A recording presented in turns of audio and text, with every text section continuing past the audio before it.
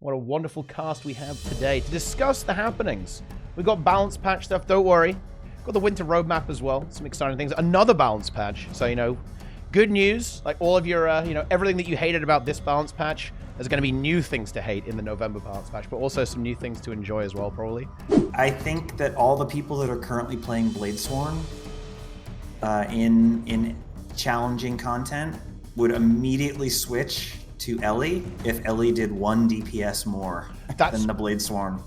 I like having easy to play builds, right? Some people are like, oh, this should not exist, but I think especially if you're like coming in as a new player, it's nice to have those builds that are simple to play and easy to get into. They just need to not be at the point where they, they're just the best at almost everything. Good build. Do you think Boons are too strong? That's a really good question. Sneb is slightly too large. Oh, that could be good. Yeah. Big Sneb. Huge Sneb. There we go. I fixed you. Nice. You were bursting out of your corner. Erupting. There we go. Welcome, friends. It is tea time. No tea time last week, but there is tea time this week. So there you go. We have returned. What a wonderful cast we have today to discuss the happenings.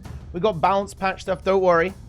We're not going to be doing the usual tea time 1.5 hour special on balance, right? That's we're not doing that. That's the weekly 1.5 hour balance discussion. We're not doing that. Not this time. Maybe a little bit. Just a little touch. Got the winter roadmap as well. Some exciting things. Another balance patch. So, good news. Like all of your, everything that you hated about this balance patch, there's going to be new things to hate in the November balance patch, but also some new things to enjoy as well, probably. More on that later when we actually get the patch notes. Of course, the future of the game, the past of the game, the everything of the game will now be discussed. If you like Winter's Day, if you like Halloween, let's complain about Shadow of the Mad King being surprisingly late this year. That was actually quite a hot topic, actually. Vindicator has taken over PvP. Turns out that maybe adding another dodge is too many. That's quite funny, actually. That is amusing. But anyway, let's kind of leap into it. We'll go through all these things. Quite a lot to talk about today. So the first thing to talk about is the roadmap itself. We have reached the end of 2022. This is the final set of activities that we're actually going to have. And of course, as expected, it's going to be the festivals and so on. It's also going to be the final Living World episode from Season 1. The entirety of Season 1 will be back, this time with accompanying strike mission and even a challenge mode down the line as well. And we get another balance patch, which is very exciting. In fact, the balance patch is on the same day as the challenge mode. So the challenge mode is even more challenging, as they're going to nerf all of the overpowered specs into oblivion right before they release some hard content. You see, that's a big brain move by ArenaNet to, it's like players are complaining that Harvest Temple challenge mode is too easy. Well, let's see you try and do that when we nerf every spec in the game down to 3k DPS. Okay, now, now say it's too easy, huh? But anyway, what do you think of the roadmap, gamers? What are you thinking? It's a bit of a quiet end to the year, but that is to be expected, I think. I think it was exactly what I expected the roadmap would have on it. I don't think there was any surprises. Maybe the CM being before the end of the year was a surprise. But other than that, I could have made this roadmap based on my super guessing powers that I have. Yeah, it was mostly just things we already knew were going to happen, but now they have dates. But something that was actually pretty cool is that they just sort of shadow dropped the Jormag variants. I was really hyped about that. It was just like, tomorrow, Jormag variants, by the way. So I've been spending my week making a Jormag stuff, which is really pretty. But yeah, it's mostly just, I guess, like the usual late year Guild Wars 2. We know the festivals are coming to keep us busy. It's going to be like a studio break at the end of the year, like usual. Well, yeah, pretty predictable, but not like bad or anything. I was pretty happy that the challenge modes and the normal modes for the strike aren't coming on the same day. There was some speculation that maybe they would be on the same day from like how they phrased it. But they'll give us a little bit of time to like, get to know the normal modes instead of hopping straight into challenge mode. But apart from that, I pretty much agree with what Nike said. It's pretty predictable. Yes. What are you thinking, Sneb? Looking pensive over there. Thoughtful. And also muted. Unmuted. This isn't what my dog was barking. This isn't what I expected. I thought that we were going to get newer content around this time, October. That was my hope. I think that was a bit idealistic because what they've been doing with the season 1 stuff is a little bit more than I had anticipated. They're really going and polishing it, making it sort of new in a sense. And so I think that takes a lot more work than I had really considered. So I think they're ending. I think that they're sort of drumming up something pretty big behind the scenes, is my guess. Because the content that we're seeing now is really good at sort of tiding us over. But I'm just kind of waiting for something like super big, right? Like the next story. I think that's what a lot of people are thinking about. Where's the next living story? When is the new thing? When are we going to go to a new map, a new area, right? So I think all this content is pretty good at keeping people occupied. I think the collections are really fun with the different variants. In particular, I think that the strike missions and sort of stuttering out the CMs have been nice. And I think that adding a new strike mission that will sort of target newer players because they'll encounter it really fast and the season 1 stuff is really, really beneficial for the game long term. So, yeah. I think there's an interesting thing, the Lara mentioned about the legendaries too, because of course, the Primordus legendary is going to be the final one, right? I think there's one more. We're nearly done with legendaries. And then of course, there is kind of the secret one that shall not be talked about, which is the Su-1 legendaries too. Those have kind of been floating around in the game. A few people found them, all that kind of stuff. If they don't make a super secret void set, yeah. I mean, I'm not going to make any sort of terroristic threats. What? You need to be very Let's careful. just say I'm going to be unhappy. Yeah. We want void-themed legendaries. ArenaNet, listen. This is what the community wants. Void-themed legendaries. Yeah. Because I think this is super edgy. It's going to be interesting because, of course, when these additional weapons are going to be coming out, it is going to be during Season 6 or whatever is coming next, right? Like the next edition of Guild Wars 2 content is going to be at the same time as these remaining legendaries. So that means, are they going to be tied in somehow? Like, what's the next thing? Because, of course, I think legendary weapons, they're always very important. And these were the kind of the End of Dragons legendaries, or the different legendary, the dragon variants. But I wonder what they're going to do next. Is there going to be another set that are then going to have other variants on top of that? I think that's probably generally going to be the plan. But it'll be very interesting to see how they tie that in into the next kind of the next batches of content for Guild Wars 2, because there's always been something legendary. If it's been an amulet, if it's going to be a trinket or whatever, right, or some weapons, stuff like that. So that's definitely something to keep in mind, like where that is actually going into the future as well, with the new releases there as well. How many of you have actually gotten a variant? I don't actually have. Yesterday. Not interested. I have none. None of them look good to me. It's kind of fun, though. Look, I know I just said, oh yeah, I think this really ties people over, but I was just curious because I haven't even bothered trying one, and I'm not saying that to be mean or anything, but to me they don't really appeal to me. I recognize that there's like a lot of hype in the community, and that's why I said what I said. But for me, I don't quite get it, so I'm curious what the allure really is, because to me there's no, there's just really no utility to it. It's just a skin, and I think the skins are cool, but if you're gameplay focused, it's just a skin.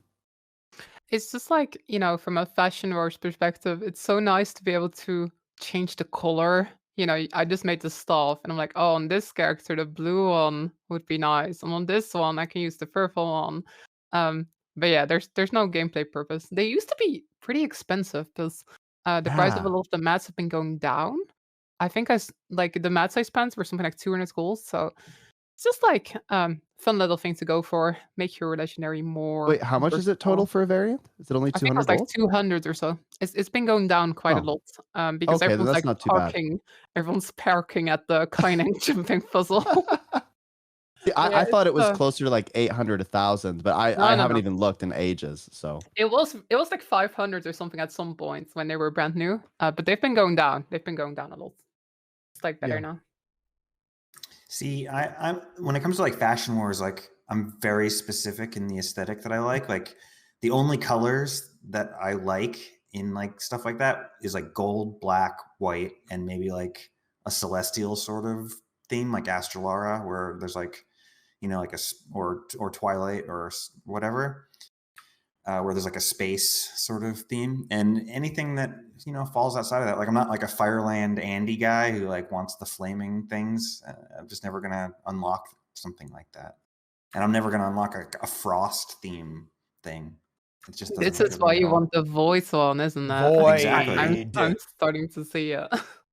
Yeah. yeah, I don't know. I have one Aurene legendary, but it was weird because I was really quite excited for the legendaries.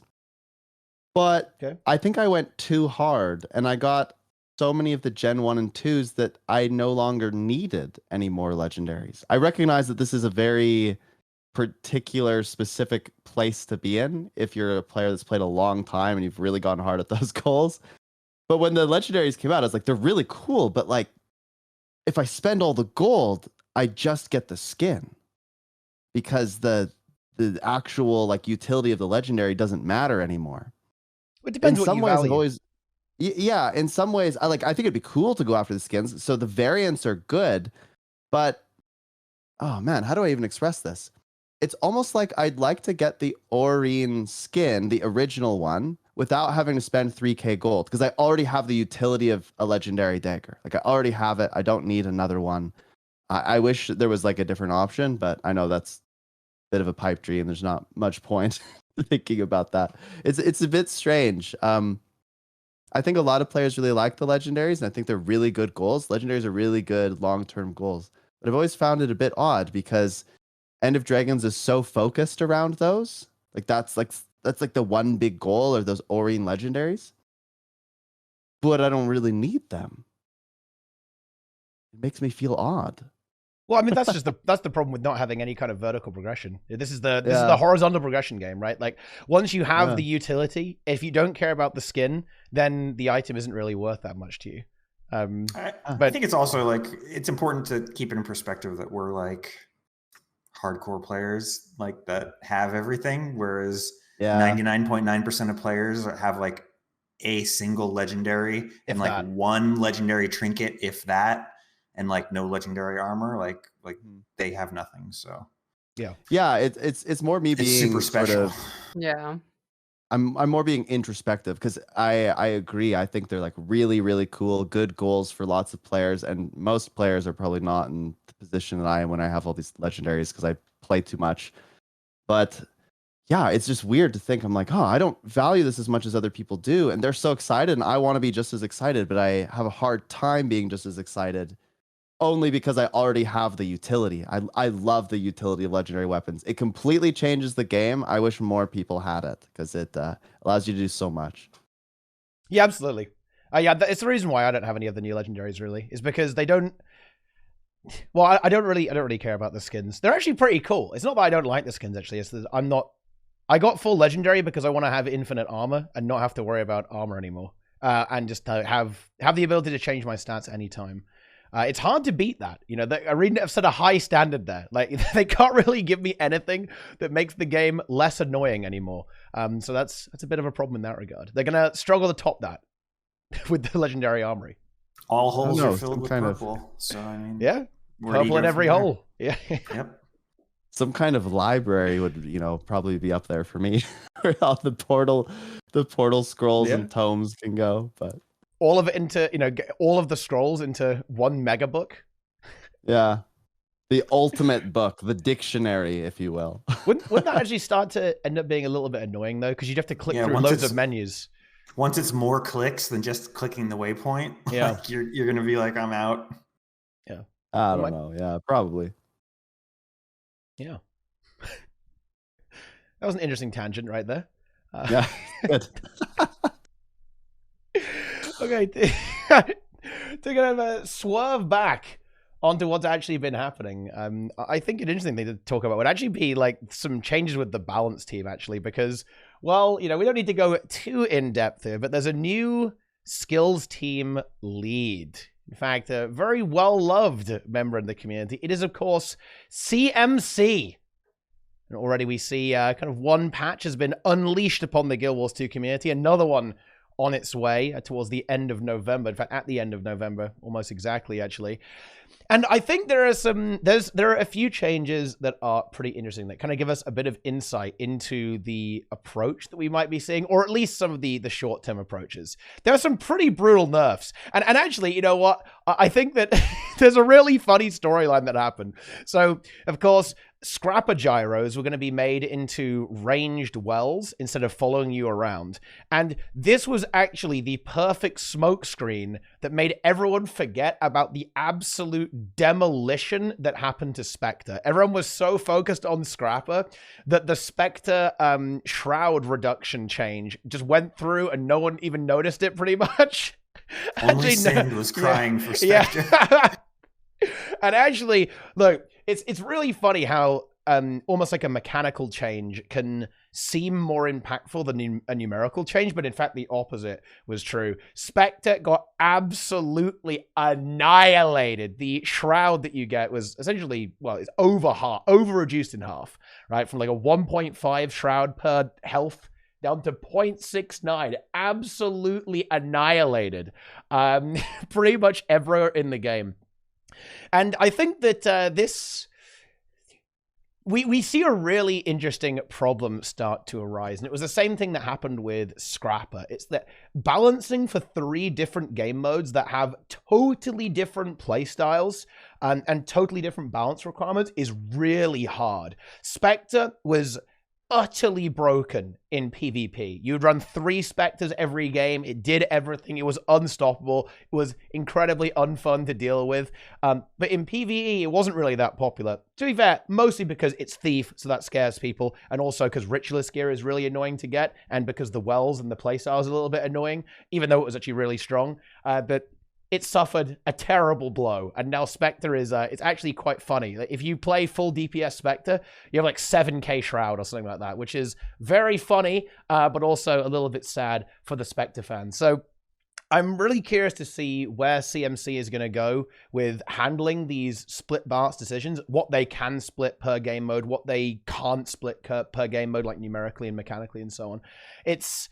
It's going to be very interesting to see how they actually handle this, because there are a few other things that also happen as well. We've been seeing more and more like mechanical splits. For example, Draconic Echo, which is the quickness trait for Herald, it doesn't give quickness in PvP and World vs. World. It only gives might now. So we have like an actual really, really big functional split. Like one gives quickness, the other one gives might. We see that across, you know, with a few other traits as well.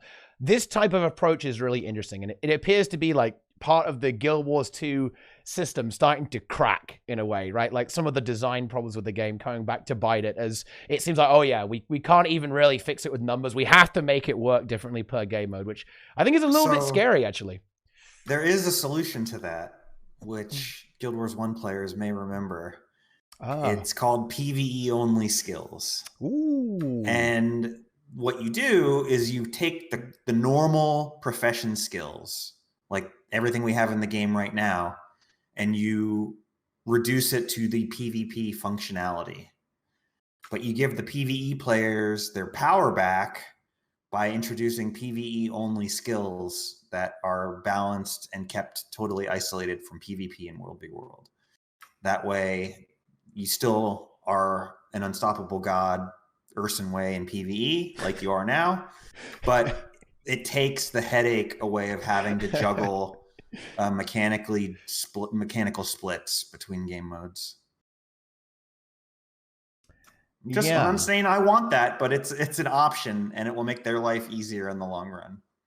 Yeah, I think this might be a really unpopular opinion here, actually, but to me, I think that the only way you can truly make this work is by designing things for PvP first and then kind of making it work in PvE rather than the other way around. Because you can't do it the other way around. You can't design a skill for PvE and then make it work for PvP. Right? If you go that way, you are essentially condemning PvP to be an unbalanced, horribly designed mess. And funny enough, that's kind of where we are right now, in my opinion anyway. But the problem with that is that you might go, wait a minute though, like nobody plays PvP. Why would we start designing things PvP first and then making it work in PvE? That doesn't make any sense. And that's actually a very valid way of thinking about the game too. So it's super difficult to actually handle this, right? From ArenaNet's perspective, because you're going to have to significantly change the design approach and really consider, these other game modes, specifically PvP and World versus World first, if you want to make the game work for them. But then also, in a way, you're kind of designing things for a very small part of the player base and then making it work in the majority of the player base. It's very, very unusual, right? Very, very unusual for them to have to do this. But yeah, good luck, CMC. Have fun. Yeah, and I think now's the right time for us to ask why Roy ruined the game with that patch. Why did Roy do that to us? That's true. Yeah, we can all of this can be blamed on Roy. I mean, you guys are ArenaNet partners. You can't call him out, but I will call out Roy specifically for intentionally ruining the game with this last balance patch and not fixing the bugs immediately. That's true. There are actually a lot of bugs in this balance patch, but they fixed them after like a day. I was kind of surprised how fast they were with it. There were like loads of things that were kind of broken after it, but Including one an day later, extra, bam. including the Yeah. Black Citadel as well. Oh god. Oh, that was great. I loved that. It was my favorite. I I was wonder how hanging that out there even with a whole bunch of happened. people. Like just like Control-C, Control-V accidentally, you know. Kind of amazed. You know, It's probably you a know- leak. We're going to the Black Citadel in the next Living Story season. Yeah, You know what's kind of guaranteed. sad? I went to the Black Citadel and everyone was like, "Oh wow, you need to go to the Black Citadel." I didn't even notice what was wrong. That's how often I go to the Black Citadel. I didn't notice it at first. Yeah. Oh my god. Yeah, we need the long char back. That was an actual good one. I should have just left that in the game. That was pretty funny. Well, I mean, this patch was very PvP and World versus World oriented, with like a few things that kind of spilled over. And it was, you know, they targeted stuff like Berserker, making Druid better as a support and so on. And hey, Druid is actually like super juiced in PvE as well now, actually. That's very exciting for all of the Druid enjoyers. They got rid of all the 300-second traits, so a bit of cleanup has been happening with this balance patch. I am really excited for the November patch because it's going to be an all game mode, like an everything, you know, every game mode is going to get changed to see what direction we're going in. And, of course, we are still being promised the Balance Manifesto. I imagine it's been delayed by a few leadership changes in the skills team. But I don't know. Do any of you guys have any idea what do you think the Balance Manifesto is going to look? What are they going to say in that Balance Manifesto where they go over their philosophy for the game? That's very interesting. I honestly have no idea what they're going to say. Anyone got any ideas? I hope I hope they specifically say what DPS numbers they're targeting for different things. Like, we want pure Condi DPS with no utility to be X. We want pure power DPS with no utility to be this number. We want stuff with utility to be like hybrids to be be very specific. That way, it's easier for the community to give valuable feedback if we know what the goals are. You know, like if you say, "Hey, this is overpowered," but they go, "Well, it was supposed to be overpowered," then, you know, like, everyone's wasting their time giving feedback on it. But if they give us very specific goalposts, then we can go, "Okay, you said your philosophy is this. Here's something that's out of line with your philosophy. Now make it congruent with your philosophy." And they're more likely to do it if they actually give that information to you. I feel like they have to be really careful with what they say and do with this, because they will be held to this very hard. Everyone will psychoanalyze this and pick out every little nuance, and then they will hold them accountable for the rest of time. That's And why so I I would. think- I actually have said they should not do this manifesto. I'm on record as having said they should just not do it. I honestly agree. I think that even if it's really well thought out, there's gonna be some people mad. Like, just no matter what they say. I feel there's not that much to be gained. I mean, in a way, it would be nice to know what their intentions are, but intentions can change, right? And just writing this down, like Sneb says, kind of means that we'll probably hold them to it for the next couple of years. I mean, let's be honest. There was a manifesto in like 2011 before Guild Wars 2 came out. You know, like the player And they get held to manifesto, that. and Yeah. they still held to Yeah, some of the yeah, shit they yeah. said in that. Like, oh no.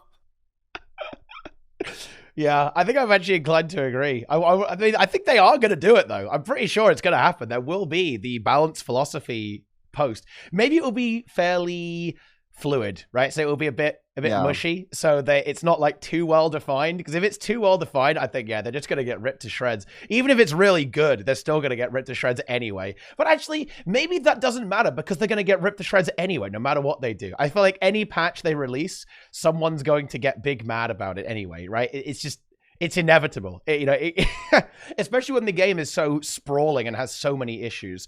I had a conversation with my chat the other day. They're like, why isn't Dragon Hunter getting buffed in PvE? And I said, well, because they've got so many things to buff and so many just broken things in the game that have been kind of left by the wayside for like years, and so many design issues that are just fundamentally flawed in the game right now.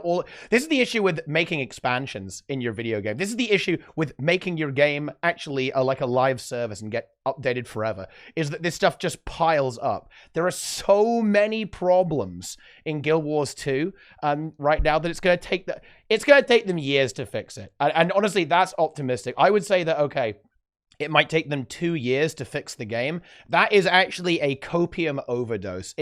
It will take them even longer than that because there are so many things that have severe design issues. I mean, hell, look at some of I would say one of the most damaging things to the game, design-wise, was Path of Fire. Even fixing Path of Fire is going to be extremely difficult, right? Because of how strong the design is, like Firebrand and Scourge, right? And hell, Mirage, right? There are so many things that are problematic to the game. It's going to be it's a life's work for CMC. He won't be out of a job, at least. That's the good news, at least in that regard. And if you don't believe me, by the way, I'd actually encourage everyone to look at Vindicator right now, because Vindicator got its second dodge. That was one of the major things that happened this patch, which, by the way, makes it really fun in PvE and really cool in PvE. But here's the problem. In PvP and World versus World, it became extremely degenerate instantaneously because of this second dodge. Like, it's breaking the game. And you know what's even more interesting? And this is where numbers are really fun to think about. When you think about a simple change, you think, wait, another dodge? How bad could it possibly be? Well, a recent hotfix to try and address Vindicator in PvP actually hit it with a 75% nerf. 75%. And apparently it's still causing a huge amount of problems. Apparently it's still broken in PvP. So when you have something that is as powerful as modifies your dodge roll mechanic, like a core mechanic of an elite specialization of the game, right, is this dodging, this evasion. It's one of the signature Guild Wars 2 moves. When you have design that's this impactful and this strong, you can hit something with a 75% nerf, and it still won't tell you a little bit about the job that these devs have to do, right? And this should tell you, why is it taking so long? Because you can hit it again and again and again, and it just won't go away. You can't get rid of it, because messing around with design is obviously a lot harder than changing a number. Changing a number, honestly, is still, you have to do a lot of thinking, like, what's that going to affect? How's it going to work here? How's it going to work there? What about this? What about that? There's a lot of thought that goes into that. But changing the fundamental mechanics of an elite specialization, it's really hard. And what do you do if people hate it as well, right? The scrapper changes would absolutely have been good for the balance of World versus World. But the problem was that everyone hated them, right? So now we've tried to make a design change, but oh no, we couldn't do it because everyone hated it. And now we had to kind of go for like a halfway house situation. where the world versus world meta hasn't really been made more healthy as a result of this, right? This is the ultimate hell of Guild Wars 2 balance, right? And the devs are living in it right now. They've been living in it for years, all right? And they will continue to live there for probably forever, actually. I actually have a bit of a weird take on Vindicator. I'm not much of a PvP player. I mostly play PvE, but I'm actually kind of happy it's OP right now. Oh, really? Purely from a PvE perspective, because Vindicator was like so underplayed, like nobody was playing it. And even if they would have made Vindicator like good and like, you know, standard level power, people wouldn't have switched to it. But now it's OP, so everyone's like trying it out, which is actually like improving the amount of people that are playing it. I actually think from a PvE perspective, it can be kind of good to make something OP for a little bit, just to get people to try it and get people to switch. Kind of sucks for PvP and World versus World though, because I'm pretty happy about Vindicate actually. Oh, no, I actually completely agree. I just think that you have to be very careful when you're messing around with like the mechanics, right? But no, for sure, I actually think this is good. I'm a big advocate for taking an underplayed spec and actually overbuffing it. Look, I'm going to make all the Ellie mains really happy here, actually. I'd be in favor of overbuffing every Elementalist elite specialization. I'd make them overpowered, actually. Maybe even somewhat significantly overpowered, actually. Just to make the people actually play them and then like tune it down a little bit afterwards. If it, if it's way too strong, then nerf it a little bit. But yeah, I'd go mega buff on Heal Tempest, mega buff on Quickness Catalyst for sure, at least. Mega buffs on DPS Weaver, just kind of across the board there as well, to actually make it a little bit overtuned, so that it's, so that people actually play it, right? I think this is a good approach to balance in general, and it almost feels like CMC wants to go this direction. And again, I know this is a PvP change, but he went ham on Berserker. Holy shit, right? Huge reworks to the defense trait line, massive synergies with the way Berserker works with Adrenal Health, and Headbutt synergy with the defense trait line as well. You can now get Endure Pain every single time you use a Headbutt. He went super hard on buffing Berserker in particular. And as a result of that, a lot of people are actually playing it. Like, if you go in ranked right now, you're going to be swarmed by Berserkers. And you know what's interesting, actually, is that it might not necessarily, you might not have to actually overbuff it too hard, because Berserker isn't actually mega OP. I kind of thought it was going to be, actually, but it looked really strong on paper. But the meta is quite resistant. There's quite a lot of very strong builds in PvP right now, so Berserker wasn't quite able to overthrow them, at least not yet. But yeah, Berserker has very much made a comeback because of these large sweeping changes, which is really cool to see, right? Like, it's really enjoyable to, have that back in the mix. I'm not sure I've missed Skull Grinder, dazing me and applying 5 conditions, but, it's something. It's back. But yeah. I'm really curious if we're going to see some similar changes. Basically what I'm getting at here is that I kind of hope that CMC has a somewhat similar approach to how he attacks PvE as well. I want to see some big buffs to underperforming specs, like really go hard. Let's get some, I don't know, what happens if we take the Dragon Hunter, like, Conal block, and we, like, take 20 seconds off the cooldown, right? That actually might be really disgusting, to be honest. But, what happens if we do that? What happens if we, like, really reduce the cooldown on a lot of these abilities and give Dragon Hunter loads more damage? What happens? Do people start playing it again? I don't know. Let's find out. Same thing with Hollowsmith. Yeah. I'm actually pretty happy with, like, I know it was a PvP-centric patch, but the stuff that did affect PvE affected it really positively almost across the board. Like, Vindicator being good is good because that was like one of the few of the new elite specs that like really did not see any play whatsoever. Like, Mech got toned down in a really good way, like to the point where if you're just one of these brain dead AFK like rifle guys and you're not going to have top DPS, you will not be. Like, it used to be like you could be fairly brain dead and still get like top DPS in pug groups on mech, but now you actually have to work to be there, and you still lose to the people that are actually tryharding with other classes. So it's in a really good spot where you actually have to put in effort to get decent results. And then the other side of the coin is like, if you are lazy, the floor is still decently high, that you're not like, you're not a complete noodle. So I think it's in a good spot. And the patch also opened up like a bunch of other things to be like played again. Like the DPS Spellbreaker, I've been playing that like all day today, and it's really fun and it's really good. And it wouldn't have seen any play with mech existing as it was. Yeah. And also Daredevil Sleeper OP, very powerful. I think that there's one thing that I really like to see ArenaNet do. It's actually targeting core weapons, actually. Like, adjusting core weapons. Funnily enough, I think that's really true of Elementalist. I look at a weapon skill like Cone of Cold and go, wow, what a depressing skill this is compared to modern Guild Wars 2. And yeah, like, looking at Hammer is really fun. Looking at Dagger, right, for Spellbreaker, like making, Staff on Elementalist, Scepter on Elementalist, right, like Rifle on NG, even though maybe the Rifle on NG was a bit too far. I think these are the types of changes that are actually surprisingly impactful. Like, so many builds are very reliant on how good your weapon is, that I think one of the best things that has happened is a lot of those buffs to weapons. And it's created so many more builds. There are actually so many builds you can play right now. And a lot of that is because of weapons being improved, just getting more damage across the board. The thing that I actually don't like, the ArenaNet has also had a bit of a tendency to add loads of damage onto crowd control skills as well. So you end up kind of smashing every single one of your buttons to do DPS. I think this is actually kind of unfun and unintuitive gameplay, actually, for a lot of players, and it makes it very, very weird. But yeah, other than that, I think it's very good. There we go.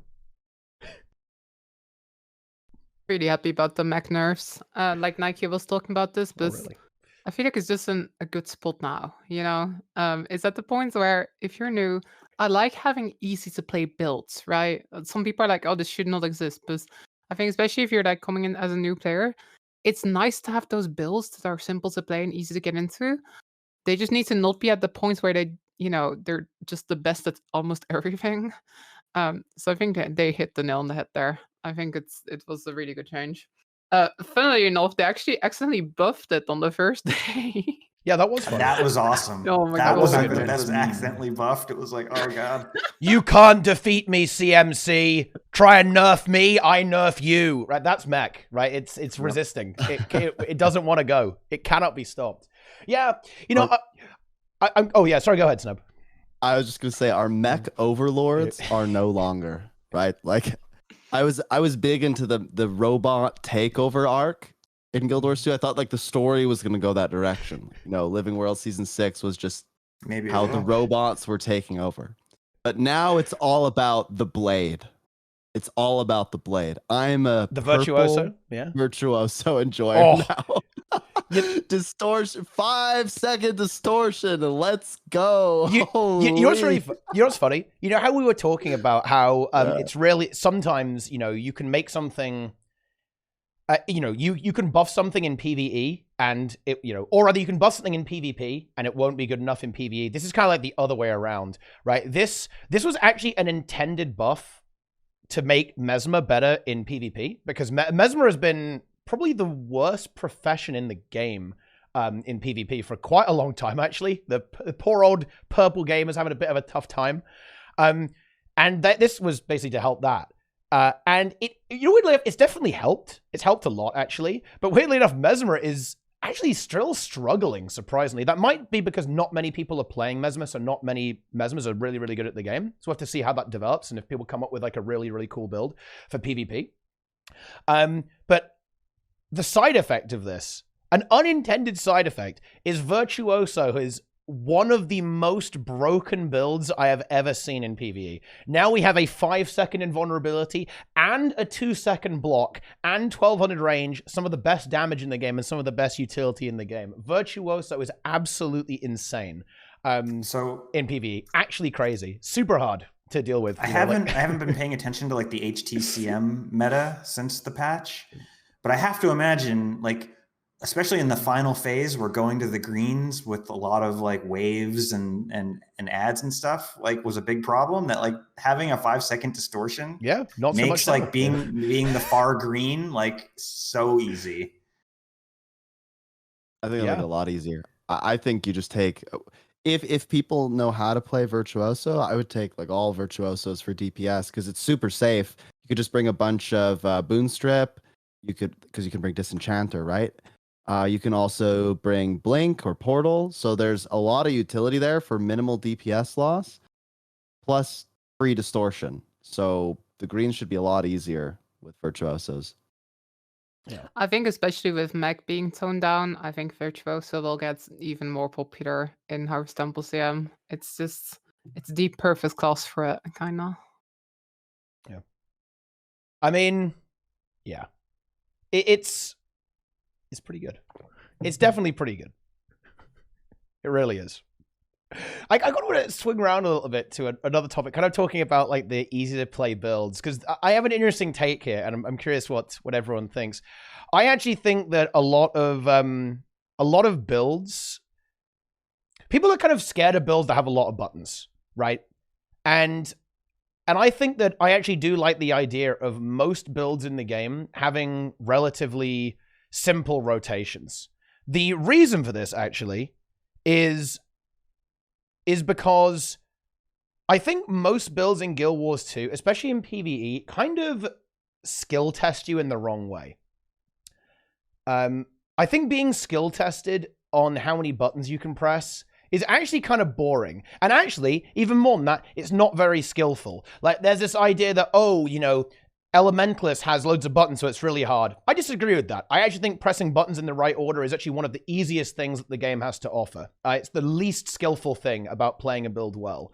I think what makes playing the game skillful is actually ability usage. It's about responding and using your abilities to counter mechanics and to respond to what's actually going on in an encounter. Rather than like, oh, I can press 10 buttons in 3 seconds. I'm so good at this game, right? So I think actually shifting the game away from just pressing a bunch of buttons and moving it over to actually reacting and actually responding. One, I think it would actually make the game more skillful, which would be funny actually, because I think a lot of people would perceive this to be making the game less skillful, but it would be exactly the opposite. And it would also make the game seem more approachable, I'd say, for a lot of players. What do you think about that? I totally agree. I mean, I've been saying for a long time that utility skills shouldn't be something that you press on cooldown for a DPS increase. They should be situational and actually be utility. And classes that have to spam all their utility skills and like 4 tool belt skills and their elite skill and both weapon sets, like at some point that class, just to do like comparable DPS, you're just adding mechanical difficulty without making the class better in any way. It's just not as good as a class. That's why Firebrand is so good. It doesn't need its utility slots to do its job, really, or not all of them. And it's really noticeable when you start playing a class that has free utility slots, of just how much more you can focus on the mechanics and like the situational awareness of the fight that you're in. Yeah. That to me is the interesting part of the game. I think there's this weird perception where, like I actually find it much harder to play a class that doesn't have a defined rotation. Like something like Condi Mirage, where you'll go on like the build page and it's kind of like, oh, you kind of vaguely do it like this, and this is vaguely the priority. I find that much more spooky. But I think most people like perceive it to be the other way. They'll like see a long rotation and they'll be like, oh gosh, long rotation. Well, like with a long rotation, you can kind of turn off your brain. You don't have to think about it. So this is something I've been experiencing a lot because I'm trying to get into PvP for the first time. But in PvE, I just follow rotations. I just like get muscle memory and I just do that. That's all I have to do. But in PvP, I actually have to like think about what I'm doing. So I agree. Also, I would be scared because I am very much that exact person that just memorizes a rotation and then hopes for the best. But I think it would make the game harder, even though people wouldn't necessarily perceive it that way. Yeah, we have a point here. I'm actually not entirely sure what this is asking me to do here. Expand on why players are able to bring damage-focused utilities rather than utility. I don't know what you're actually asking me to expand on there exactly. Isn't the short version there? You don't need to bring utility that Yeah. does something because you just put it all in your healers. So DPS builds and stuff, they just bring tons of damage-based utility. They just pick the stuff that does the most damage and just spam it off cooldown because any of the utility that those would do isn't consequential that you're using it randomly. Yeah, it's less about, I guess, like counterplay and more about like, you know, just spamming it off cooldown, trying to get the high numbers. Oh, yeah, I think this is actually a question that kind of leans into, I think I understand now. This is a question about why can you get away with it, right? Why can you get away with taking all this damage and mashing everything off cooldown? Oh yeah, and the answer to this question is kind of an encounter design thing. I think a lot of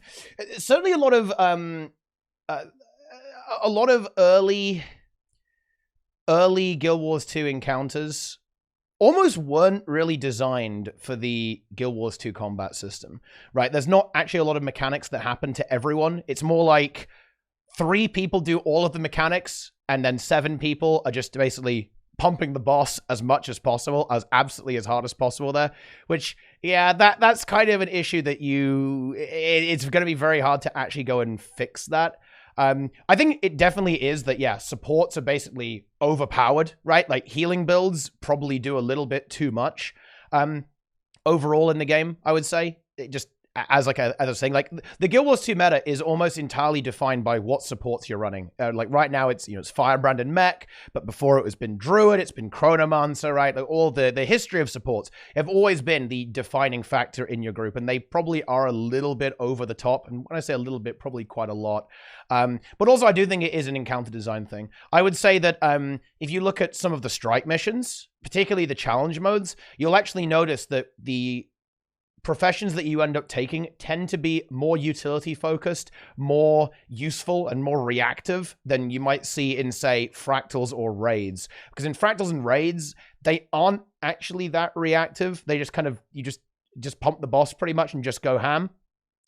Whereas in some of the strike missions, they are a lot more designed around everyone kind of has to be able to do something. Everyone has to be able to survive a little bit. Everyone has to be a little bit mobile. Everyone has to be able to perform some kind of function on the fight. So, hey, I mean, that's good mark for strike mission design, I guess, utilizing the Guild Wars 2 combat system. I think ultimately a big part of this is because cooldowns are very low in the game. If you look at other MMOs, look at World of Warcraft, a lot of your defensive cooldowns are like 2 minutes. Right? A lot of your damage increases are going to be like 2 minutes, 3 minutes, right? Whereas in Guild Wars 2, it's going to be like 20 seconds, right? Or it's going to be 30 seconds or a minute, right? A minute at the absolute most, especially with Alacrity being thrown into the mix.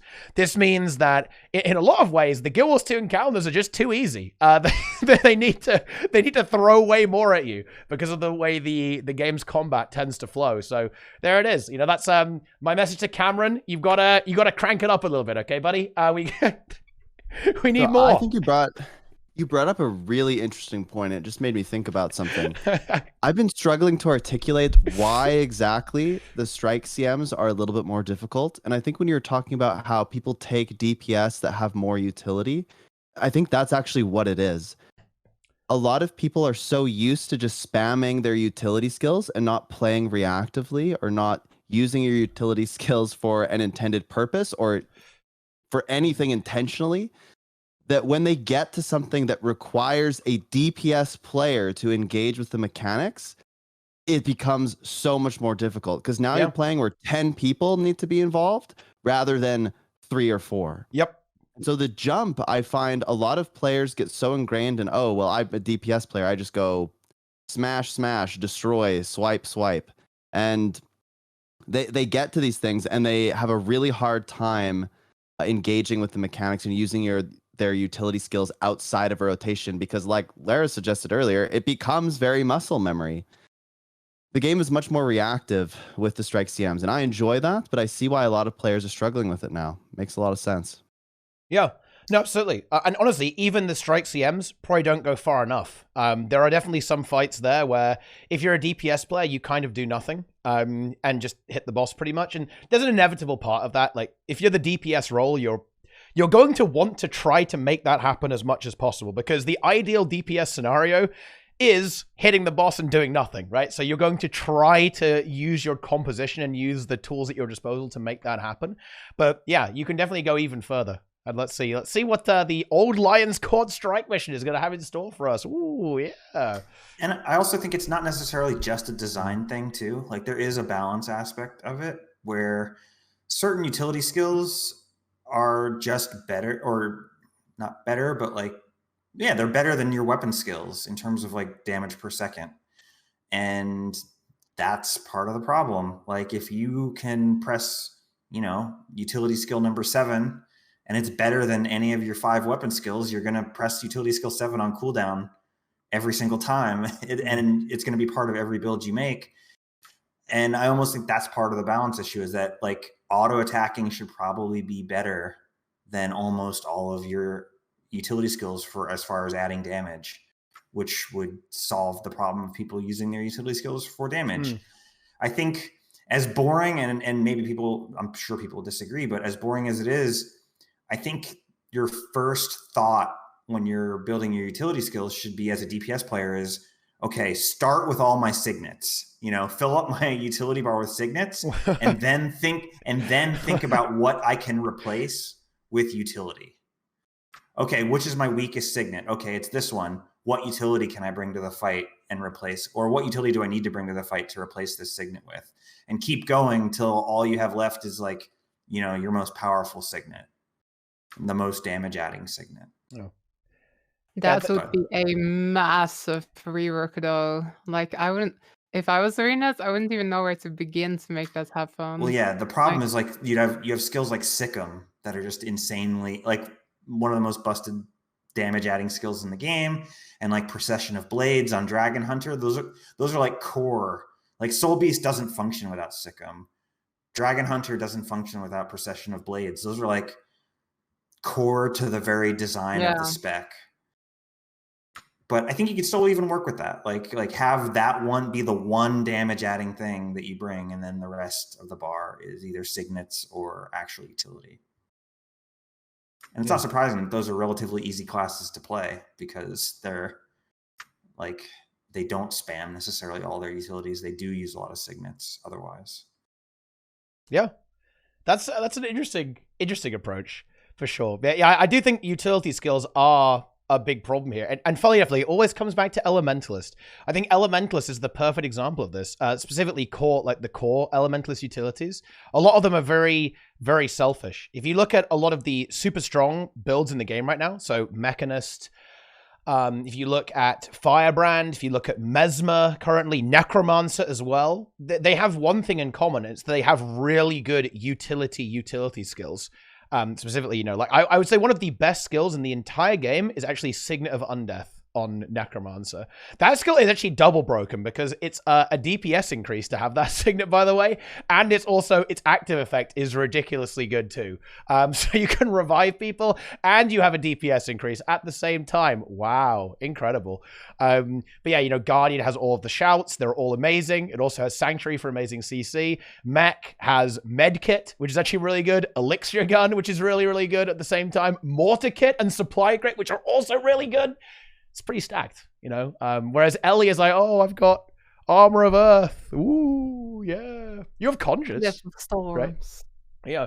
Glyph of Storms, I think, is actually an example of a utility skill that could be really cool, because maybe you could make it, it would be really hard to balance this, right? Because anything that is a DPS increase, you would always take it. So you'd almost have to make it kind of crappy to make people not want to take it. But it could be like a really good area of effect tool, but maybe not amazing for single target. I think the problem is with a lot of damaging utility skills is they aren't situational enough. This would be my critique of a lot of utility skills in the game, actually, is that they're too always good, right? They're always amazing. And it's hard to make that not the case. So I'm not saying, oh, Aina, just make it go. It's easy. Come on, guys. It's very hard to do this, but many skills are just like, this is a no-brainer. You're always taking this. You'd be insane not to. What is wrong with you if you don't take this ability? Whereas I think making them a bit more situational and less universally amazing is going to be a better design decision to go with, I think. It would be cool to see Conjures be really amazing. Like you can just drop like 5 Earth Shields and then boom, 5 people can pick up the Earth Shield in PvE. You mean 5 people stealing my Earth Shields that I'm preparing for the next 5 minutes? Very good. Very, very good. We love to see it. That's a weird one. It's hard to design good utility skills because the thing is you'll often come back to, oh, you need to give boons in some way. It needs to have some kind of effect that can support allies in some way. Like usually the really good utility skills are going to be support style skills that have some kind of defensive benefit. This is kind of because of the way Guild Wars 2 works, which, you know, in some ways you could solve this problem by adding more DPS checks into the game. Which we kind of saw with strikes, because there's this really weird thing. You are really incentivized to play incredibly defensively in Guild Wars 2 because there's very little trade-off for doing this. Even in Harvest Temple Challenge mode, actually, you could pretty easily do it with 8 people. So that means you've got kind of like a 2-player DPS leeway. So you can play as defensively as possible until you fail the DPS check. You're very incentivized to do this. So when you're going, okay, if I'm ArenaNet and I'm thinking, right, I'm going to add utility skills into the game that are going to make players want to play them and increase the play rate of certain professions, I'm always going to add defensives, not offensives. It's why it's really hard to make elementalists have a high play rate, even though now we actually have 39k DPS on Weaver. Weaver is 39k DPS. And there's even a really easy Scepter build to play that's like 36k DPS, I think. And that will probably keep getting buffed, right? It's going to get buffed more, right? Like 40. I think Weaver will get to 40k pretty easily. And I think people still won't play it. And I'll tell you exactly why. It's because it doesn't have defensive support. It doesn't have defensive utility. If Elementalist wants to see a higher play rate, it needs defensive utility. If you want, I don't know, like Quickness Warrior to see more play rate, it needs to have better defensive utility. If you want to see, I think you kind of do. You don't think so? I think that all the people that are currently playing Bladesworn in challenging content would immediately switch to Ellie if Ellie did 1 DPS more. That's true, but that's a low amount of people. Yeah, but it's a high percentage of the top players in the game. The tryhards. Yeah. And the taste makers, you might say. That the is people true. that run websites promoting Influencer. builds. Ah, yes. Can I speak on this quickly? I actually juice think me. One thing I've been noticing a lot, everybody get out your bingo card. Dragon's End. Ooh. One reason that a lot of people struggle in that is because they bring all offensive utility skills. Because when they look at websites like Snowcrows and things, they go to the DPS builds. That's usually the thing that people most often play. Is like, oh, I'm just going to play DPS. So they look up a DPS build, they gear that out, and then they take it into something like this, and they're very selfish, right? They play very selfishly. And I don't mean that as like to be mean or anything. But DPS don't bring any utility that helps the team sometimes, most of the time. The top DPS builds anyway.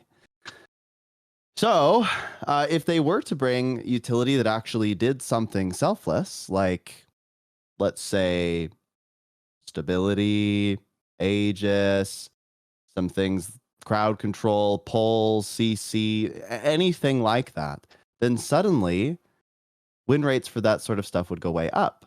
But it's because utility skills are used so offensively now that when you try to apply something that's more difficult, open world, big group content, you don't necessarily have the utility that allows you to be more successful unless people are intentionally bringing it. And if the culture around DPS builds and things is to just blast and to not be selfless, well, that's when you get an issue. And so it's a bit of a, players maybe not understanding how to counter certain things. Maybe it's difficult to understand what they're getting hit by. Maybe they don't understand what some utility skills do.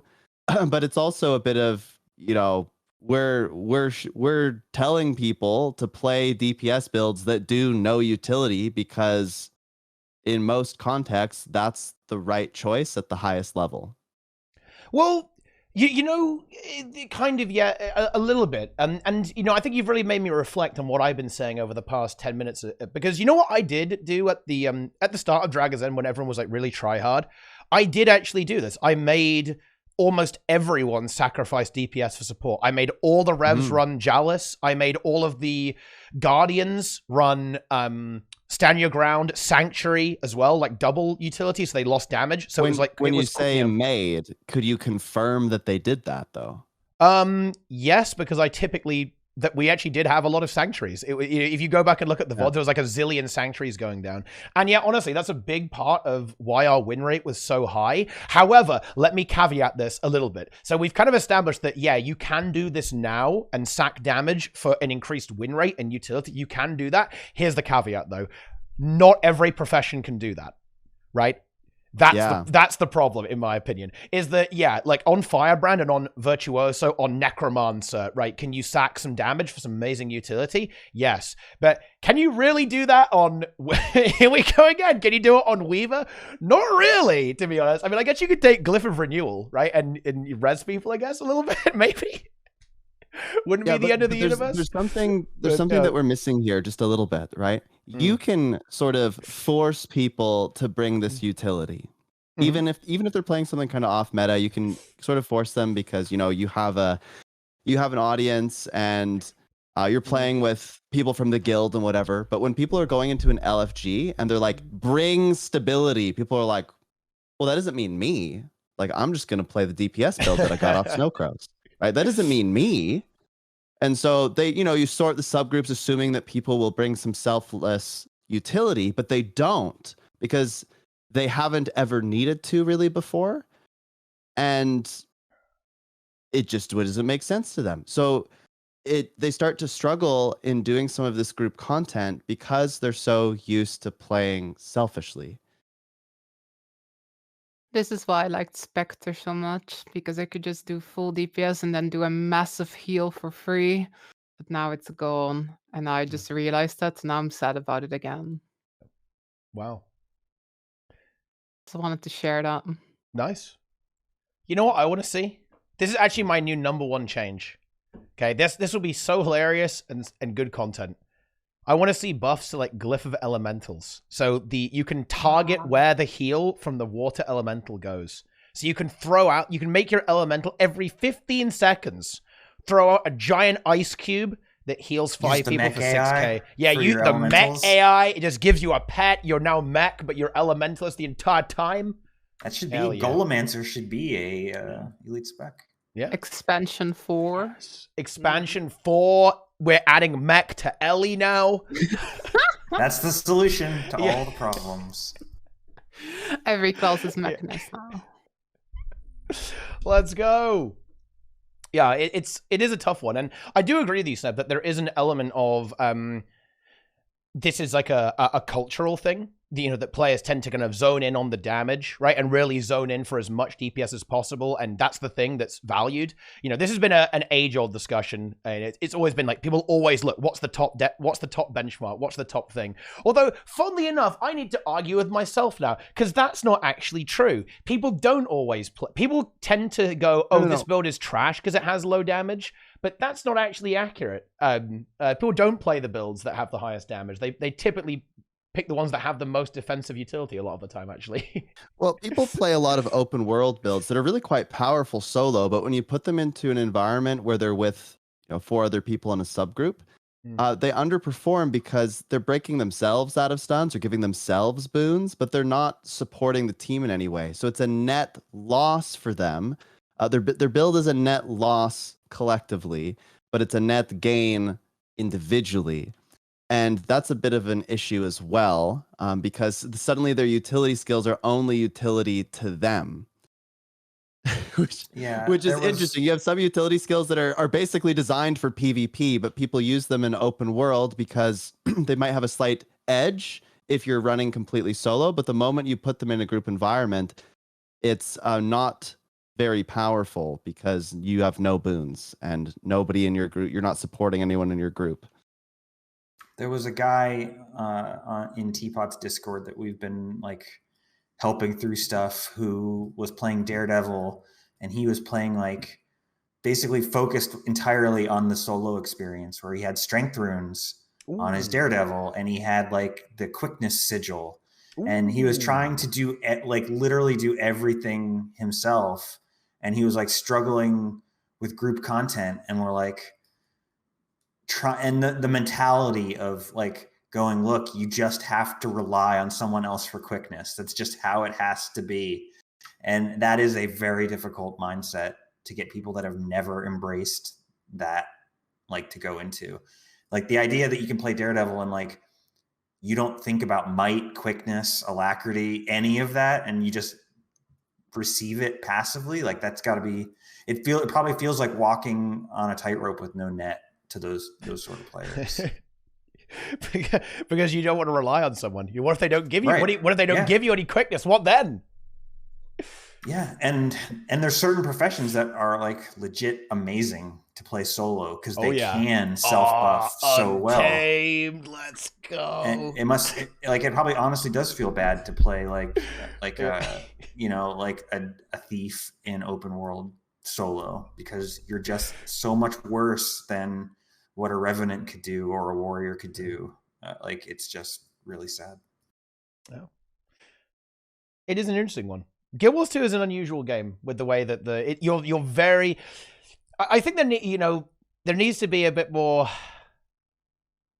talk about like how good group support is, because that's kind of like what we've circled around here a little bit, right? In a good way. Group support is insane in this game, and I think that's not immediately obvious all the time, like how good group support really is. We need to do this test. We need to go and like auto attack the golem, and then see how much more damage you do with absolutely no boons compared to like full boons. It would actually be insane. How much is it? Tell me the numbers. What's the number? So I asked my good friend Narson, who you rated the other day. Okay. I said, Narson, go on a celestial core warrior. With great sword and strength runes. Yes. So like exotic boosted gear you bought some cheap runes that are kind of good. Put on some decent traits and just auto attack with great sword. Okay. No boons, no buffs, nothing. 4K. 4K DPS. Just auto attack with great sword, full celly. Yes. Then I said, add all the boons. He added all the boons. It was like 10, 11K. Nice. Wow. That's good. Pretty that's big like difference. nearly 3 times. Yeah, that's pretty good. So, because what we're trying to do is we're trying to think, okay, well, if you have food, utility, Dragon's End buff, if you have all these protocols, all the buffs at Dragon's End, what would you be doing? And the answer is 13, 14K. Auto attack only, great sword, core Selly warrior. With all boons. Boons are pretty good, turns out. They are pretty good. I think that's something where people kind of run into, because like you said, you're playing by yourself open world. You really want those boons, so you get people running these. What it comes down to is really you need a separate build for open world and for instance content. But then you cross the RP line where someone's RP might be that they are the celestial warrior and they don't want to the warrior of the Berserker. stars. Yeah. Hark, I'm the warrior of the stars. Yeah, and they don't want to switch to Berserker for group play. And it it literally, and I'm not using this term lightly, it actually triggers them to have to change their build because it doesn't fit their headcanon. You know what the big game changer is? Okay, right. If there are any developers in the chat who want pain, who enjoy pain, enjoy suffering, a huge game changer would be they have this in Final Fantasy. I think it's called RDPS or something like that. It's the damage that you do, including the damage that you increase on your, you give to your allies, right? Like the buffing you do on your allies. If anyone could do that, it would be really tricky because of the way boons work in Guild Wars 2. Almost kind of impossible, actually. A little bit impossible. But look, if you fancy a challenge, if you could actually compute how much DPS, let's say a quickness firebrand, actually adds to the group, it is ridiculous, right? Would quickness firebrand actually be over 50? It will be over 50K, right? With it will be like 60K, maybe even more than that. It will be easily one of the most broken builds in the game. If you look at like a quickness damage, but like quickness herald or quickness firebrand, it will be ridiculous how much damage you actually add. because of like how good quickness is and how good like might and you had fury as well, right? You've got to add fury in there. You have might in there, right? You're gonna have quickness permanently as well. It's like 50k or something like that. Yeah, like old druid was probably the most broken build in the entire game, like 100k DPS increase because of like 25 might, and you have frost spirit and you have grace of the land as well. Ooh, yeah, and glyph of empowerment too. Yes, very good. Good Do you build. think boons are too strong? That's a really good I question. don't want to go back to the old only berserker dungeon meta, to be quite honest. I'm gonna give an answer that I'm gonna give a trash answer here. This is a useless answer. Realistically, the current design of boons are too strong. Might and quickness aren't too good. Having them all the time, or rather being able to apply them permanently, is too good. Having quickness, like let's imagine that we're on Keep Contract. We have that burst window where you have to go, we've got to burst them down. Awesome, not a problem. Or during Harvest Temple Challenge mode or Harvest Temple Normal mode, when the giants spawn and when the ads come in, boom, blast of quickness, burst everything down. When 25 might, boom, and then you kind of simmer down. That will be fine, right? In my opinion. The problem is having permanent quickness, permanent alacrity, permanent protection, permanent 25 might, perma fury, perma stability, right? All this kind of stuff. That is where it's a problem. The boon system itself is fine.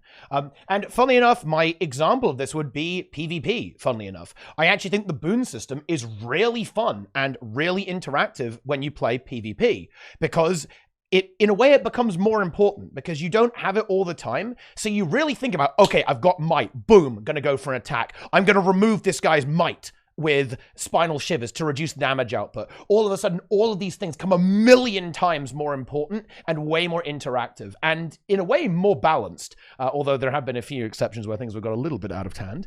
But yeah, boons are very interactive in that game mode. Whereas in PvE, they aren't very interactive. They're just permanent. And because you can have them permanently, they become mandatory. And that's what makes them too strong. It's okay to be able to, apply protection to reduce damage by 33% when a boss is going to unleash on you. It is not balanced to have 33% damage reduction all the time. But that's kind of the bad answer. The good answer is yes. Because realistically, can we ever go back to not having permanent quickness? No, not in a million years. Could you maybe nerf quickness or nerf protection, nerf might, nerf fury? Yeah, you could probably do that. And you could kind of have a similar effect. So the counterpoint to that is having boons be as critical to success as they are, and such a huge part of the success is that it adds team building constraints and creates a puzzle that you have to solve before you even set foot in the instance.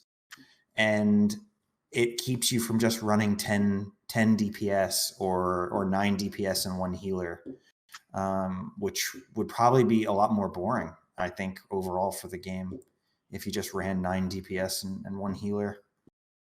Than having to solve this little mini game of, all right, where do we get this boon? Where do we get this boon? I don't know, that it adds theorycraft to the game, which I think is good. I don't know if I like that mini game. I like the mini game. I like the mini game now that there's a lot of different ways to answer it. It used to be Druid, Chrono. and Chrono, and that was the solution. But now there's you have the different pieces of the puzzle can fit together in different ways and still make a cohesive picture, which I think is good. I'll fix what I said. I like the build craft. I don't like the tedium of having to move people around and figure out what people are playing and essentially interview each player to figure out whose quickness and alacrity. I find that to be utter tedium, but I like the idea of it being essentially like a puzzle. Like, okay, we need you to provide this and you to provide this. And then, we become greater because we're all working together. I think that's fun. We were talking about that we're still holding ArenaNet to that old 2010 manifesto that they did. Yeah. This kind of comes back to that with the whole Holy Trinity waiting for a specific player that can do alacrity to join your group. It's kind of all, but back then I was really like down for the idea of just throw whatever into a group and it will be fine. But having experienced that old dungeon meta where just the only set people ran was like full Zerker gear, I like the mini game. I like the fact that there's a bit more variety and you have different roles and stuff.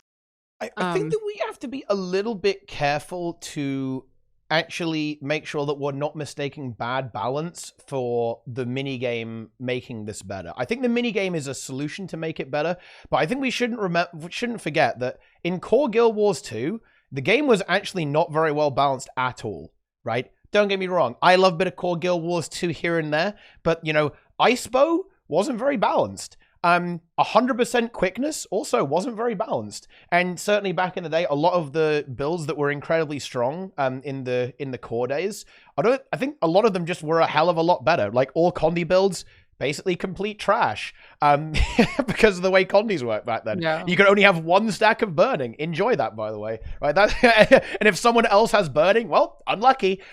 Your burning is shit now. It doesn't do anything. So I think that, yeah, the minigame definitely forces this problem to be solved, right? It's one way of doing it. I think there are other ways to do it. I don't actually think that removing kind of defined roles or permanent boons would even necessarily remove the minigame, because you're still going to have mechanical requirements. Oh, you need condition cleanse on this fight. Oh, you need to remove boons on this fight. Oh, you need some kind of defensive thing. You need maybe something that applies barrier to defend this big hit. Oh, you're going to need protection at this particular instance. And not every class can apply everything. There would still be a bit of a minigame going on there, and this might be bad actually. I think the minigame would actually get way more complicated if boons weren't permanent. In a way, the minigame simplifies it, because it's like, okay, well, this does perma quickness, that does perma quickness, boom, easy, love it. Yeah. But if you had things that were really fluid and really dynamic, like, oh, this has a protection thing and it can also cleanse Condis. This has barrier and it can remove boons. All of a sudden, you have so many pieces that you can throw together, especially with how many elite specializations there are. It actually might become ridiculously complicated. The other downside of doing this, and by the way, this is why my bad suggestion will never happen. It would require you to literally rebalance the entire game. Literally every single encounter, probably and definitely open world as well.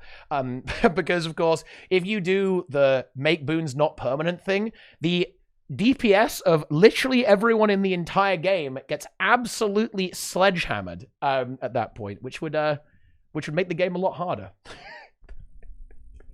Yep, it would be. It would be a nightmare. Like, just Everyone imagine would that the DPS just is halved immediately. Everyone in the game would run 10 Selly hybrids to try to get the number as close to 100% uptime as possible. That would be the goal. Yes, the Celestial Warrior, the Warrior of the Stars, would be happy, right? We're good. Yes. There's a lot of dudes out there with divinity runes on. Yeah, just running around. I mean, 10% health, all stats. I think all stats seems good. If you're a new player, you go, whoa, all stats? That's busted. And they're actually not wrong. If it was like multiplicative all stats, that would be insane. Like, that would be insane. If you had 4,000 power and then you got 10% on top of that, like, now you're talking. That's a rune that I'd be interested in. But, additive all stats, I don't know. It's not so hot. I kind of want to swing away from balance a little bit. I think we had a really interesting discussion on this. I want to swing away a little bit because we kind of almost fell into the classic TeaTime 2 hours balance discussion, every single TeaTime thing. And I want to talk about what's next. And I think this is a really interesting time to bring up something that Lara mentioned on a previous TeaTime, which is that I think you're a little suspicious. Yes. of season 6 and what it might be. I'm super interested to hear about that and see what the chat everyone thinks of this. So why don't you introduce us to your suspicions? ArenaNet being a little sussy, perhaps. Yes.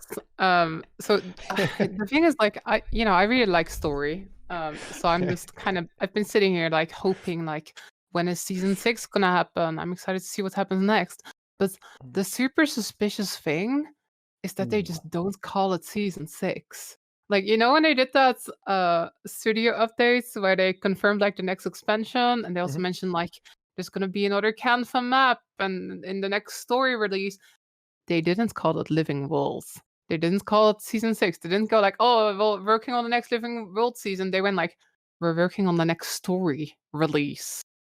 Like, the fact that they just haven't mentioned the words season or Living Worlds at all for what's coming next makes me think that they might be changing the formula. And then, you know, there's like more clues towards this. I really like dug deep, like thinking about this, to be honest with you, but they're already working on the next expansion, right? Like, we know they're in super early production on that. So, you know, looking at how Ice Boot Saga went, where it kind of felt like halfway through the season, they had to sort of like, I guess, like change gears a bit because the expansion was greenlit, right? It felt like, you know, they kind of had to like wrap up Ice Boot Saga with a smaller team and then get people to work on the expansion. I think it might make a lot of sense for them to do less like full Living World season, because there's probably a lot of people in the studio already working on the expansion. So I think it might make a lot of sense for them to sort of be smart and be like, hey, how do we get like, you know, maybe a little bit less resources put into the Living World seasons that we can put more in the expansion. I think just everything put together, it makes a lot of sense for them to change the formats a bit, and for them to like maybe not do full 6 maps, but maybe only do 1 map. They've also never mentioned multiple maps. They've only been saying map. That doesn't mean anything, but like, well, I'm very suspicious. Very, very suspicious. If you look at the financials, I think it shows that an expansion is just better than Living World for them monetarily. And if that's the case, again, I don't have all the data, right? But just thinking about that, what is the incentive to continue this sort of Living World trend if the expansions are just so much better financially for them? And if it's better financially for them, that means they can keep producing more content. So I think that their cadence of expansions might change. Maybe it's a little bit faster this time. Yeah. I would agree with you, Lara. Yeah. It would totally make sense to me to instead of like, you know, 3 or 4 years between expansions, to only make it 2. And you do Living Story as a means to keep the player base engaged until the next expansion, rather than like something that's expansion level in and of itself. So like one idea, like kind of echoing on Laura's idea, is they could easily do unrelated story episodes where each episode is a short story that doesn't necessarily continue where the previous one left off. Sort of like how like Raid Wings, like they want with Wing 4, they want to tell the story of Saul, right? And like what happened to Saul D'Alessio. That could have been like you could have a self-contained story all that's totally separate from the main storyline.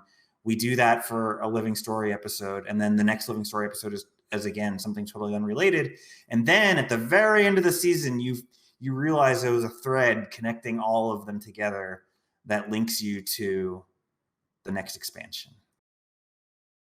Okay.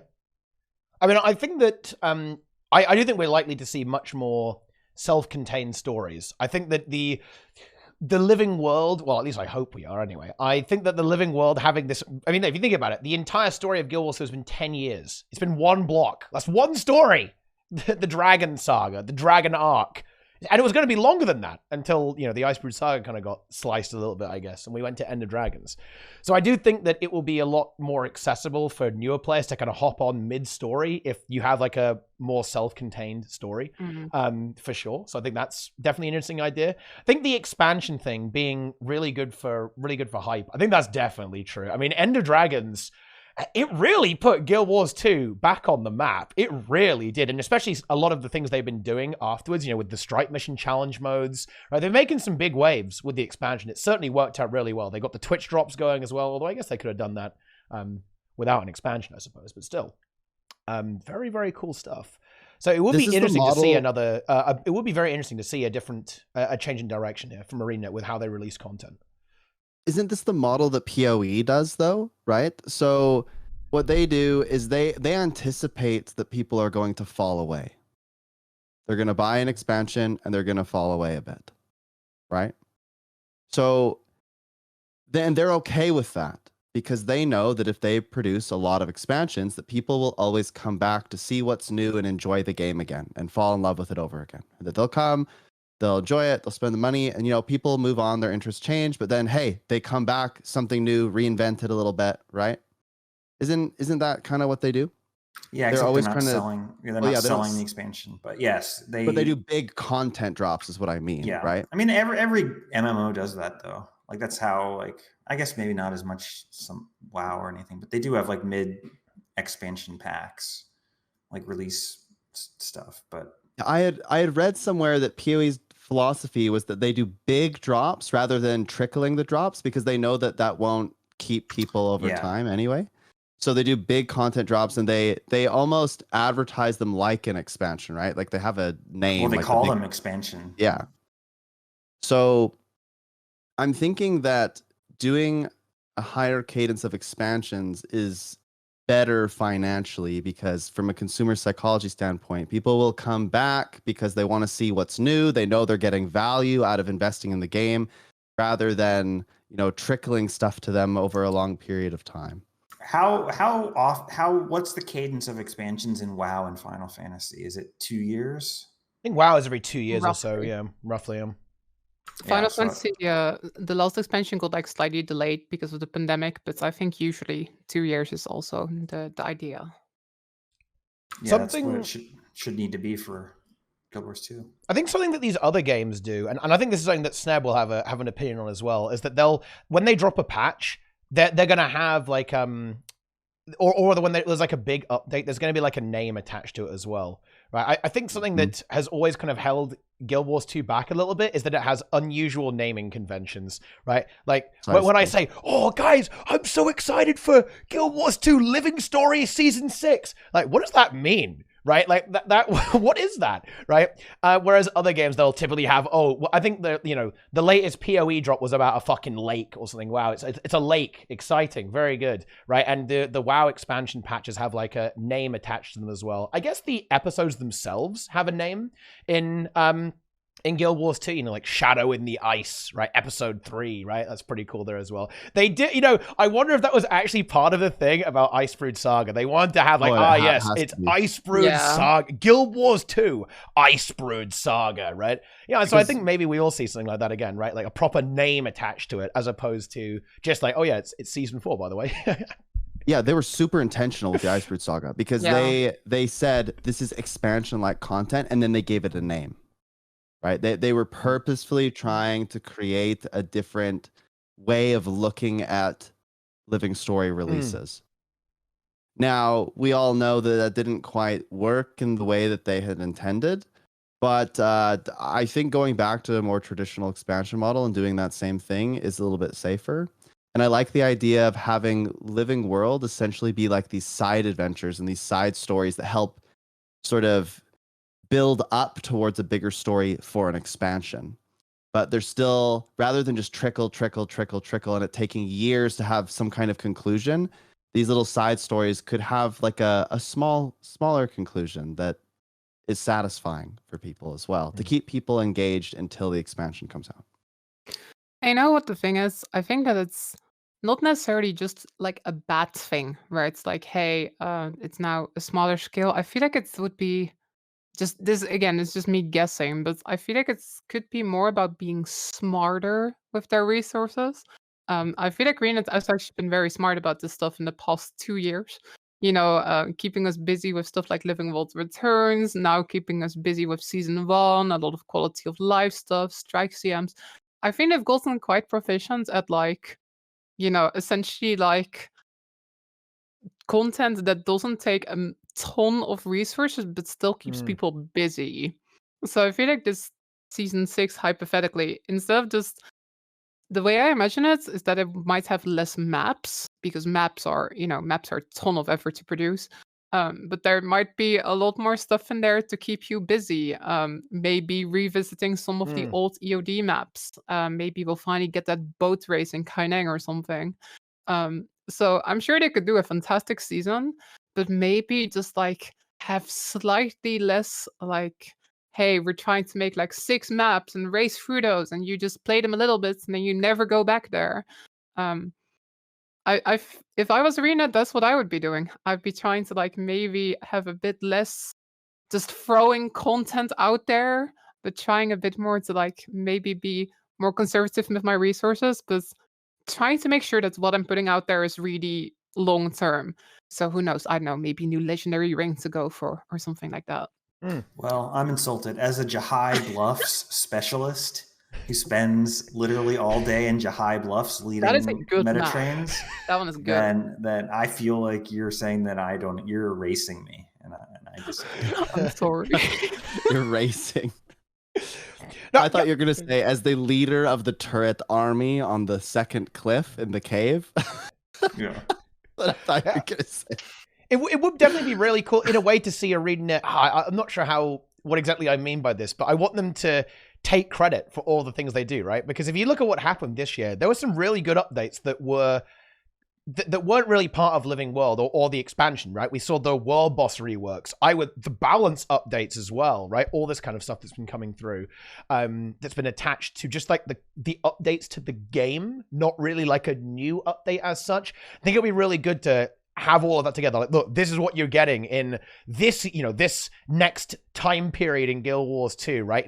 So during season 6 or whatever, it's like, yep, we're also bringing you this new content, but you know what? We're going to fix some things about the game as well. We're going to update professions. We're going to look at some of the core game and, bring that up to snuff as well with a few new world bosses being updated, all that kind of stuff. Like all of these features, stuff like Legendary Armory. Yeah, this is like a big game-changing feature. Boom, that's part of the Guild Wars 2 update cycle, right? As opposed to it being, I always feel like some of these really big changes in Guild Wars 2, it's like, yeah, that old thing, it's like a minor thing. It's not part of what we're actually selling you. It's not part of our service. It's like, yeah, it's just there. Legendary Armory, by the way. Enjoy, right? But yeah, if you throw in like, boom, we're going to, rework fractals. We're going to change how agony resistance works. That's a hot topic, right? Boom. That's like a really big, important thing, actually, on your update schedule. Like, oh, we're going to look at raids. We're going to tune up Emboldened to make it even better than it already is. Even the Emboldened system on its own, that's a major update, in my opinion, that really changes the game for a lot of players. There are all of these things that, I don't know, I'm not quite sure what I'm trying to get at here, but there are loads of things that kind of happen in the peripheral vision of the game, and the only thing that's typically held up as like the pillar of Guild Wars 2 is Living World. But there's actually loads of just stuff happening that are really, really good and very, very impactful, but don't tend to seem to be as perceived as important, I guess. Yeah. Infusion Armory. Yeah, that's true. Infusions in the wardrobe when? Like, when are we doing that? That's a good one, actually. That's a good one. Think how much you can get people to swipe if everyone knows about infusions. Look, here we go. Hello, ArenaNet. If you make infusions really popular and everyone knows about them and everyone, wants to get them, that's going to be a lot of swiping, okay? Ooh, swiping for a chak. That's a lot of money, guys. Yes. How much is that, actually? I'm looking it up. A chak? Like, to buy, just straight buy the chak, or Yeah, buy the stuff to get the chak? No, to 600 buy the bucks? chak. Are you going to the website where Roy buys all his gold from? No, I'm going to Oh. Guild Wars 2 Efficiency to buy all of my gold using the gem conversion. Special delivery for Roy. Has a great day.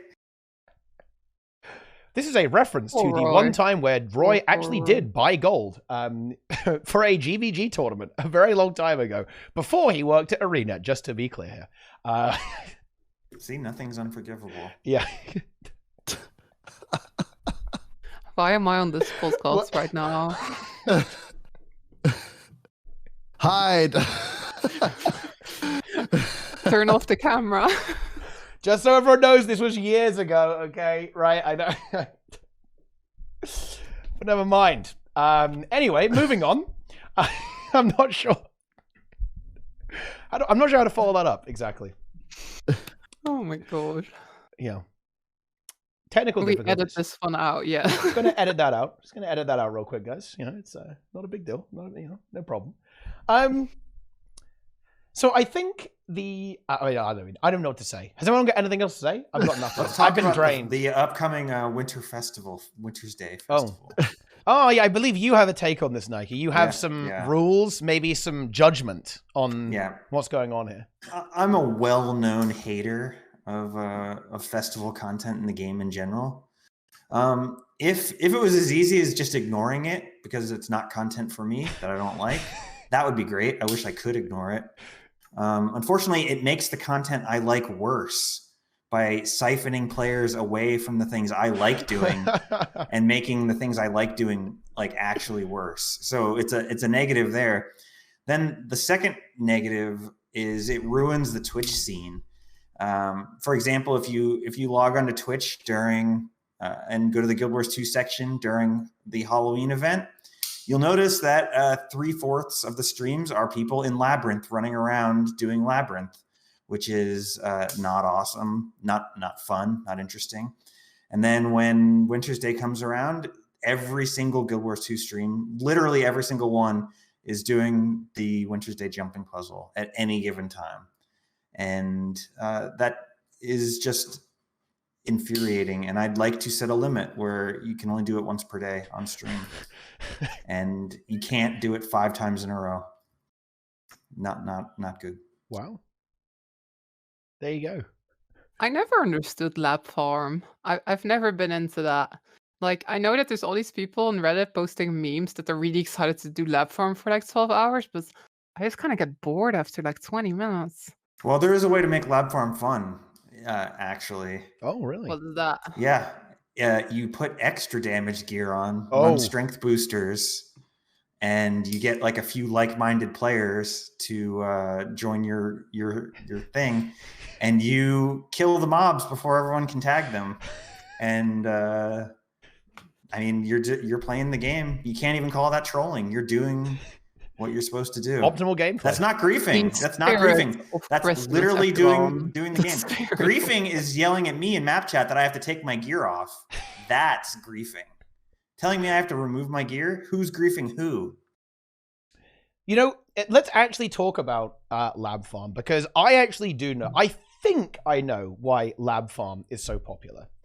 It's because I think a lot of players really struggle to earn gold by playing the game, quote unquote, normally, right? You know, going out, doing events and doing fractals, doing whatever, right? I think players have a really tough time earning gold. And Lab Farm is extremely simple. It's not actually even that good, right? The gold farm is mediocre at best, actually, from Lab Farm compared to what you can do in the game. But the thing is that it's very simple, right? It's very, you know, there's no like, oh, you've got to get this material and sell that. You've got to harvest this, do this event at this time, right? It's a very streamlined process. And I think it's a streamlined process that assists players with something that I think almost everyone finds very complicated, a bit convoluted, and somewhat confusing, actually. You know, I've really noticed this in my Zero Day Hero. In my Zero Day Hero, I've been playing on a new account, and multiple people have accused me of lying about how much gold I've been earning, right? Faking the account, buying gems because they genuinely, and I don't blame them, actually. They genuinely don't believe me. They're not like, they're not trolling, right? Or just being mean. They actually don't believe how much progress I've made on my account in the hours I played. You know, because I did like 100 gold a day. For a little mini challenge. I've unlocked story episodes easily. I've got loads of quality of life. I've got bag slots, right? You know, all the stuff. I've got a lot of really good stuff. And many players literally don't believe me, even though it's all live. It's all been streamed live. All of it. Every hour has been streamed live. And I think it is because players genuinely really struggle to earn gold in the game. And it's a bit confusing. It is a bit convoluted, you know, with, you know, converting this currency into this, then you combine it here to get that, and then you sell that item here, add a sell order, right? You know, you need to look in your materials to make sure you're getting the good crafting. These are the ones you want to sell. These ones aren't really that super valuable. I think it is a bit confusing. This is a tricky issue to fix in the game, but I do think the game is a bit confusing, actually, with how to earn gold. And as a result of that, the lab farm, and actually, by the way, the Winter's Day jumping puzzle as well, it's very easy. Cancel that. No, Because, no. look, what's the thing here? What's the notable thing? What do you do for the lab farm? You get the trick-or-treat bags, right? What do you do in the Winter's Day jumping puzzle? You run around, and you get the gifts. Sell the gifts, done. Easy. Easy gold. Yeah, Right. it's a very easy process where a lot of other gold methods are you get this currency, then you trade this currency for this box. And inside that box is another box. Yeah. Inside that box is another Yeah. box. And then you take that box and you give it to this random person and they give you a different box. And that box has 3 silver in it. And to a lot of people, that's like a really long, arduous process, you know? Yo, it all makes sense now. I never thought of it this way, but now I suddenly get why people are so excited for the lab farm. And yet they Suddenly. could just be doing dungeons every day where you get liquid gold at the end and it's good. And you get like Funnily enough, tokens that are right there that you can trade for easy gold. Like, It's just do actually pretty dungeons, good, isn't people. it? Yeah. If there are two things that ArenaNet could do that I think would really assist new player onboarding into earning gold, it would be update dungeons in a, like, ooh, dungeons, they're back! Because dungeons actually are very rewarding right now. It's just that nobody does them because they're perceived to be old and dead. So give a bit of a fresh lick of paint, maybe assign, one of those kind of like a fractal update, but make it dungeons. Update the way the rewards work, properly make it so you're not getting like random green back pieces anymore, right? From the dungeon. Some of those are worth a lot, actually. That is true, actually, but they're a bit like weird. surprisingly, you're like, what the frick? These are 45 silver? Like, what the hell? Yeah. But yeah, add and remove AR as well, or just like make AR way less annoying. Because this is something that I also found on my Zero to Hero account. Agony resistance is really annoying when you're actually on a new account. When you can't just like instantly buy ascended gear. It's very irritating to deal with, actually. You have to go out of your way and it holds you back a fair bit. You can definitely get to a point where you just get gatekept a little bit. And it's like, oh, well, I guess I've got to go grind some ascended gear, I guess, before I can go further. Which is actually really weird if you think about it, because fractals are like the de facto 5-player endgame, which is usually the main endgame of any MMO, is like dungeons, basically, right? The fact that the game gatekeeps you this hard, whereas it doesn't in strike missions, it doesn't in raids, is super weird, in my opinion. But that's now we're getting a little bit off topic. Also, it just takes such a long time to get your fractal level up, right? Even if you have all the gold, you just get your ascendants. It's gonna take you a while to get full tier 4 rewards from it as well. I remember when they added the new level system and reset everyone back to 1. I watched Deroya do all of them in one go. It took a long time. He did 1 to 100 in one sitting. That was awesome. Oh my It was God. intense. It was a grind. Imagine if there had been a reward for that and like a leaderboard of the people, the order that you get there, Oh, and that would be so good. they would never do this, but No, I they wouldn't.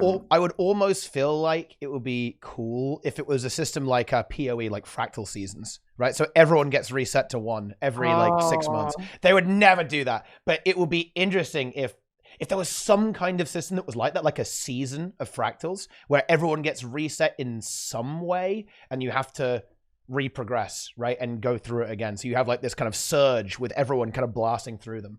But, I mean, that would never happen, to be honest. Well, maybe, yeah, fractal leaderboards. It's finally time, I guess.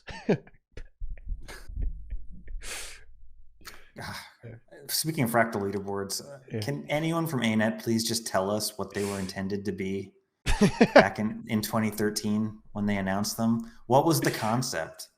What were they supposed to look like? What were they going to look like before they got scrapped? Like, what was it tracking? What was it a leaderboard of? Please clear tell times, us. right? Clear times. We just want to surely. know. We just want to know. It would just be clear I mean, times, surely. Even if those devs aren't around, the notes are still there. There's got to be like some sort of institutional memory. I imagine it would be like the challenge missions in Guild Wars 1, right? Those had like leaderboards, didn't they? Like daily, monthly, weekly, fastest clear or something Yeah. like that. And they also had, didn't the high scores, you could get 3 awards, right, from the challenge missions, I think. Wasn't it actually based on how good everyone else was doing? So it was kind of innately competitive, I think. Is that how it worked in Guild Wars 1? There was Or is that different not the sorts case? of challenge missions. Like there were some that were like just like timed and some that were like survival. You know, I mean, didn't you get like a score at the end when you beat those missions or something like that? There's like or am I just crazy? Yeah. And You did. wasn't how good that score was actually based on like the best scores? I don't think so. I think like your reward was like the score multiplied by something equals your reward. Okay. Yeah. Oh no, I don't quite recall how that system worked, so can't say. Is that still popular? Like, you still play a lot of Guilds Fun, right? Don't you, Nike? Do people still run that? All the ones that are popular are the ones that people can bot or AFK. Oh. And they have the scores are infinite.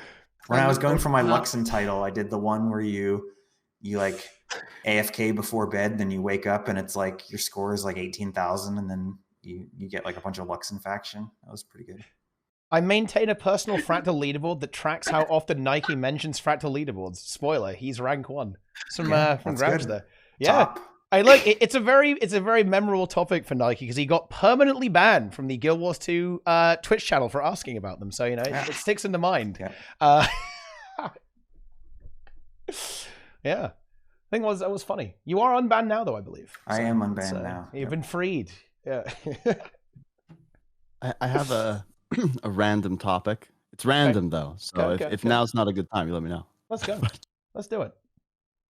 So I've been on a journey recently because I was inspired by your 0 to Hero content, and I thought, you know what? I want to go on a brand new account and try something new. Yeah.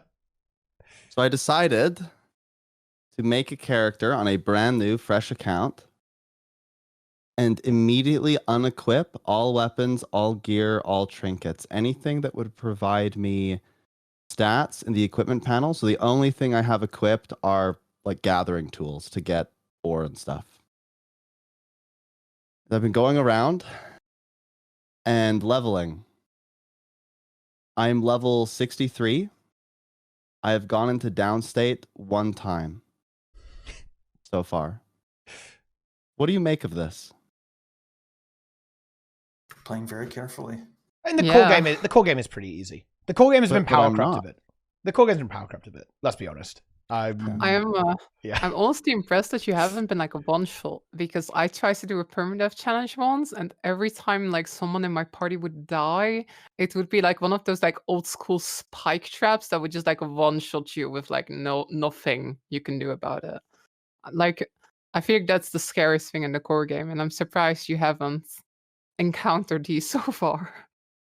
The scariest thing so far was the jungle worm. I went in there and there were a lot of circles, and I stepped in one, or I got knocked into one, and I almost went into downstate. But that's because I have, I'm playing core necro with blood magic and death magic and full minion utility. So the only way I can do damage is by going into my shroud or having my minions attack. And I'll run around and I'll aggro like 12 bandits, and then I'll just go into shroud and press 4, and then my minions just attack and they all die. And I'm just finding it very interesting, and the purpose of me doing this is because I wanted to see from the perspective of a new player, why would they think about things like stats and gear, or what prompts them to do that? And as I'm playing, I'm realizing that the core game doesn't do that in any way. Because if I can go around with no gear, no equipment whatsoever, 0, and I'm not threatened in any way, and I'm playing really quite risky, then how would a new player come to the realization that stats are important? You know, what do you think by they having ever played any RPG ever in their What if you haven't, previous? Yeah, I mean, a lot of people. Then I wonder how you found your way to this game if you've never played a previous RPG ever. Well, isn't the Guild Wars 2 the anti-RPG? Maybe you would be drawn to Guild Wars 2 because it's the anti-RPG. If you've never played this was in the manifesto in 2011. I would guess that 99% of players or more have played at least one RPG in their lives before they played Guild Wars 2. When I started playing, I just cared about the quality. So I just wanted exotics. Ah, yes. And I didn't care about like what stats were on them or anything. I was just like, I have exotic armor now. The thing is though, I think that's Ghost is quite a complicated game, especially if you're brand new to it. Even if you've played like RPGs before, I think that a lot of players get to 80 without knowing what a boon does, for example, or just seeing some icons and being like, I don't know what that does. So I'm not sure. I understand sort of the point you're making, Snap, where it's like, well, this doesn't exactly teach people about the huge part of the game.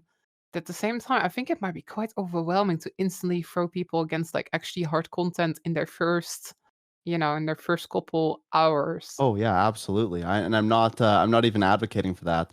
I want to be very clear. I'm not really advocating for anything. I'm just trying to see what the Right. experience is like. And currently, I'm like, well, I kind of get why people struggle later because why they probably don't have any gear and they're not really introduced to the stat system and the gear system because it's not really meaningful to them. And so if it's not meaningful or impactful to their everyday play, then when they go to try something harder, it's a huge learning curve. I'm actually Yeah. quite looking forward to jumping into like Living World Season 1 and then, eventually getting into Heart of Thorns because I think I'm going to get absolutely wrecked in Heart of Thorns. I think I will die in Heart of Thorns. I don't think there's any way I can avoid that. I think it'll be very, very difficult to avoid death in Heart of Thorns. But I'm going to try just to see what it's like.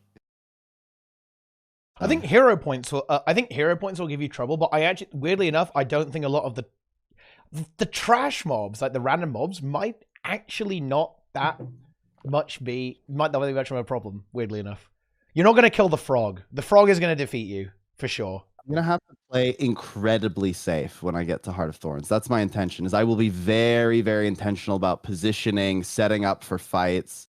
To go as long as I can without dying, but I think I'll die pretty fast. Mordrum Flopper will get you. Yeah. The problem is that I don't have a lot of mobility or way to like escape fights on a necro, right? So yeah, that's true. Well, Fleshworm. I have to set up the Fleshworm and then go in, and if it doesn't work out, I just immediately like bail. Here's the thing. What do you gamers think of this idea actually? Because this would be maybe a bit of a radical shift, but I would really be interested if with a future expansion, ArenaNet almost created another 1 to 80 experience. Because if you think about it, there are kind of two options here. We can retune literally the entire core game to have a nice smooth difficulty ramp as you move through the game, but you have to retune the entire core game. I mean, oof. That's a lot of work. It didn't really work out well for WoW with Cataclysm, right? To be honest with you. So we could make. So I think the kind of slightly better way to do this is to actually create another leveling experience in an expansion down the line. And in a way, Guild Wars 2's leveling system actually really, really helps here. Because, of course, you get scaled down. So let's imagine that in another expansion in the future, we have like 4 maps that drop with an expansion. That's the typical amount we get, right? The first zone could be levels 1 through 20, then 20 through 40, then 40 through 60, and then finally 60 through 80. But wait a minute, those early zones would still be great for all the veteran players because you just get scaled down. So it's not like it would be unplayable. It would still be like new content. And then you'd go through the maps and you'd have this leveling experience, and they could have all the players starting there and very much tailor it to expose players to an increasing difficulty ramp through the maps, in the hero points, in the meta events, and just in the environment in general. And just make it a lot more focused. You could have a lot more stuff like the training area, right? When you play Ender Dragons, I mean, they tried to do this a little bit, right, with EOD. When they had this training area, you've got to learn how to jump, right, up the obstacle course, right, and use gliding. You have to use your bunny to do some of the hearts, right, and use your raptor to run around to get a mastery point. Fight a golem and break its defiance bar, right? Dodge attacks, right, and jump over a shockwave. That kind of stuff is pretty cool, actually, I think. But you could go way further, right? You could have it built into the story, right? You could have it baked into everything. And you could just start players in this new area. They haven't been able to ever do that before. They did it in Guild Wars 1. They did it in Guild Wars 1. Yeah, but they haven't been able to do it in Guild Wars 2 because the story is linear, right? Way too much story debt. Yeah, which is why a new expansion that's like totally disconnected would be very good way to do it. Yeah. Exactly. Yeah. You don't have to know who Aurene is or whatever to do it. It's actually one of the reasons why I really hope they kind of write out a lot of the characters we have now. from the story, because it gives them so much more freedom with placing players when they actually start the game. You could just say, okay, well, if you're a new player now, what campaign do you want to start in? Do you want to start in the Dragon Saga, or do you want to start in this campaign? And that's basically how Guild Wars 1 worked. You could like, oh, do you want to play Prophecies? Do you want to play Factions? Do you want to play Nightfall? Etc., etc., etc. Right? I think that was a really good system, actually. And I could see something like that being implemented in Guild Wars 2, where you could say, oh, I'm going to start there. Now, obviously, you'd still be able to go back and play the Dragon Saga, obviously, right? But you could start in a totally new area, which I also think has a really big advantage of you start in the most relevant content, right? Maybe this is just me. Like, I think that actually isn't as popular an opinion as I perhaps would have expected. But when I'm playing a World of Warcraft expansion, I don't want to play the one previously. I want to play this one. Like, when Dragonflight comes out, I don't want to play Shadowlands. I don't want to play Warlords of Draenor. Let me play Dragonflight. Let me in. Right? I bought Dragonflight. Let me play it. If I was going to play Final Fantasy, I'd almost certainly use the story skip to skip all of it, because I don't want to play content from 3 years ago. I want to play, whatever it's called, like, Shadowbringers, right? Or whatever. Like, let me play the content I just bought, right? And so I think that being able to do this in Guild Wars 2 would also be pretty good, yeah. I think Well, WoW has Guild Wars this 1 with, did that very Shadowbringers well. as well. Yeah. Doesn't WoW have like a new starter area nowadays? You're like on some ship and you get like shipwrecked on some island, and there's like the new leveling thing, kinda. I think that's the thing. I think they've been sort of trying though. Like, of course, something like this would be a big investment. But they did those achievements recently, right? Where they're like, hey, go try this thing, go try this thing. I actually think that that's really good. It's not quite at the point where it actually like teaches you to play hard content, but it's actually like teaching people like, hey, use CC skill. Hey, try your profession mechanic. I feel like they are aware of this, but just again trying those kind of actually doable, slightly low effort methods of trying to like realize this without rebuilding the whole core game. But they're definitely aware of it, though. I feel. Yes. I think so too. I want to highlight a potential problem with what you were suggesting earlier. Let's go. As I've been playing through with my no equipment 0 to hero character count thing, I've noticed that if I'm in a downscaled area that I'm just way more powerful. I don't really understand how it works or whatever, but the issue I'm seeing is if you make a 1 to 20, 20 to 40, 40 to 60, etc., that those first 3 maps are just so easy, right? You'd have to be very intentional with how you scale that and be very careful, because otherwise a lot of the core maps you go and you just demolish enemies. In fact, it was a big problem when Steam launched. A bunch of players were following around new players, and they were just one-shotting all the mobs that the new players needed to tag, and then they couldn't get stuff done. So I think downscaling is a bit of an issue.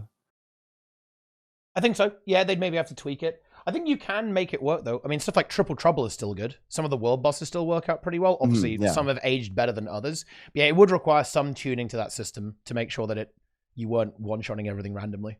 And you have more even experience. You'd have to, weirdly enough, you'd have to be more aggressive with the downscaling, right? Essentially, is what you'd have to do. Otherwise, it wouldn't work super well. That is true. It is certainly true. Yes. You know what else needs to happen? Look, now we're just going into like how, things we want to add to the game. When you level up, leveling rewards, guys, you should get exotic celestial gear. If ArenaNet want to be stingy, make it rare gear. I actually don't care. But when you're level 80, you should have a full set of celestial gear with like Rune of Divinity on it or something like that. Boom. Just whatever Easy. comes in Love the to see boost it. package is what you should get. Yeah. Whatever you get in the boost is what you should get for leveling. Oh, yeah, and what would be really fun... Oh, man. The other option is that you could, of course, start at... You could start at level 80 in the new starter zone as well if you didn't want to do any downscaling shenanigans, and then you could start with, like, exotic celestial or rare celestial or something like that. Yeah, just boost everyone. Yeah, just boost everyone. Although that is a bit weird. I'm not sure if you want to do that. Leveling up is kind of fun. That might be a bit too far. It might be overwhelming to get all the traits and skills at once if you're like... that's probably not good. That might be too far, because we've gone... I have to pull back a little bit here. I think you'd be shocked at how impactful giving everyone Celestial would be. because It'll be huge. celestial armor can do what? It really depends on the build, but it can do like 75% of bench on a Condi build and like 65% of bench on a power build. Again, really depends on the build and the context and everything. But it can do pretty good damage. So if suddenly everybody had Selly, they'd die less, which means they would do more damage. They'd heal more and provide more boons, which means everyone would benefit. And then they'd immediately do more damage. So I think everything would be way easier if people had gear. I'm just gonna come out and say it. I believe that the number one reason why people struggle in certain things is just because of gear. Gear is difficult to get.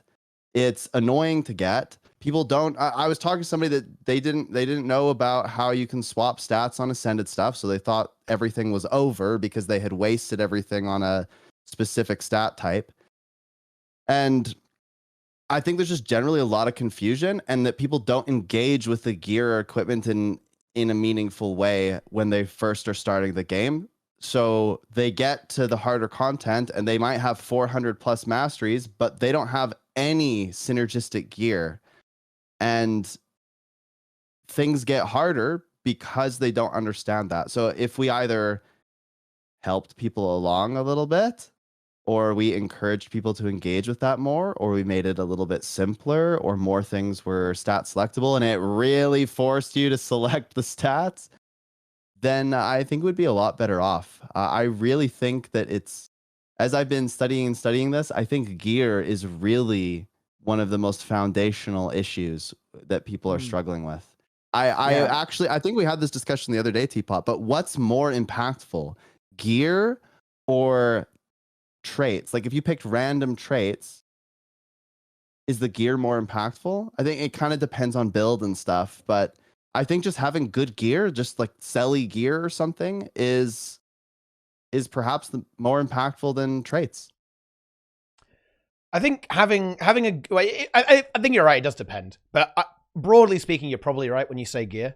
To be honest, and yeah, I just need to quickly clarify what you're getting at here, because people are going to meme you for this, or actually, they're not going to understand what you mean. What Sneb's getting at here is not that gear is hard to get in terms of it's really expensive, because that's not the case. If you know how to get gear, it's very easy to get gear, right? I did it on my 0 to hero. It's fairly straightforward to obtain good items. The difficulty is understanding which items you should be selecting and learning these methods. Most players don't know that you can get a full set of stat selectable exotics from Verdant Brink really easily. The bladed armor set. People don't know that. They don't have access to that information. People don't know that you can stat swap ascendeds. People don't know about how you can gear up using strike missions or even using raids. Hell, right? From doing this stuff. That's, people don't know about this stuff. And it's not really said anywhere in the game. And this is a really interesting discussion, because I kind of like that you have to figure things out, actually. I've started a playthrough of Divinity 2 Original Sin. And one of my favorite things about this game is that it isn't, unless I'm missing something, it doesn't hold your hand at all. It just drops you in and go. Maybe I skipped all the tutorial. I probably did, right? But you just play, right? And it just lets you kind of figure things out. But this can be a little bit tricky when your game is as massive as Guild Wars 2, right? There's a lot of information. And what Sneb is talking about here is the knowledge kind of jump that you have to get over in order to be able to engage with these systems. The systems themselves, once you understand, they're very easy, okay? It's not hard to understand them. However, if you don't know, the system becomes impossible at that point. Yeah, I actually, I want to mention one thing, because I think this makes a lot of sense. It's kind of like there's this technology adoption graph where you have, the innovators and the early adopters, but then there's always this chasm. There's this chasm where people really struggle to go from early adopter to like this thing maturing, or technology maturing. I think it's the same thing. There's a lot of people, like, once you cross that gap, it's really easy to get gear. Like, it's not that it's expensive. It's not that it's extremely time consuming or anything. It's getting the knowledge and the understanding of how to do those things is time consuming. And in a sense, difficult because there's so much to learn. That it can feel very overwhelming. And as a result, a lot of people either don't engage with it at all, or misunderstand it, or miss things, or feel like they're making mistakes. I think it really wrecks a lot of people's confidence when they're like, oh, you mean to tell me I just made this whole thing, but it's actually useless? Like, I've made full Magi's, but that's not a good stat. And I think that's where the big issue is just this huge gap in understanding. It's kind of what we were talking about earlier as well with the gold farming, right? Yes. Just once again kind of comes down to people maybe not knowing that things exist. Like for a lot of us who've been playing for 10 years, we know like every nook and cranny of this game. But especially if you are like brand new, there's so much more stuff than I was back then. Back then I was like, oh yeah, you want Zerka gear? Oh well, there's dungeons and there's karma in ore. That was pretty much it, right? But now there's like so many different methods, so many different stat types, and then oh, you can only get this stat type if you do this specific thing, and that gear gets you only those stat types, but it doesn't include that stat type. Oh, It's for a new player, ritualist gear. Ritualist gear. Ritualist back piece still not Doesn't being exist in the available. game. I'll be the bad guy and say that I like this complexity. Yeah. And that it's good. The And villain? that, as I've played many an RPG in my life, you know, having to figure out how to get best in slot gear in every different game, that's like the point, one of the points of the game. And being a little bit curious as to and desirous of having best in slot gear is sort of the point of the game, or a core part of the game. And hey, if you're not curious and you're not desirous of it, then it doesn't matter what gear you have. You'll just run around doing whatever you want. But if you are the type who is curious about, I wonder how I get best in slot gear. I wonder what best in slot gear is. You'll probably figure it out, and you'll be intrigued by that journey. Like the journey of figuring it out is also rewarding in and of itself from that perspective.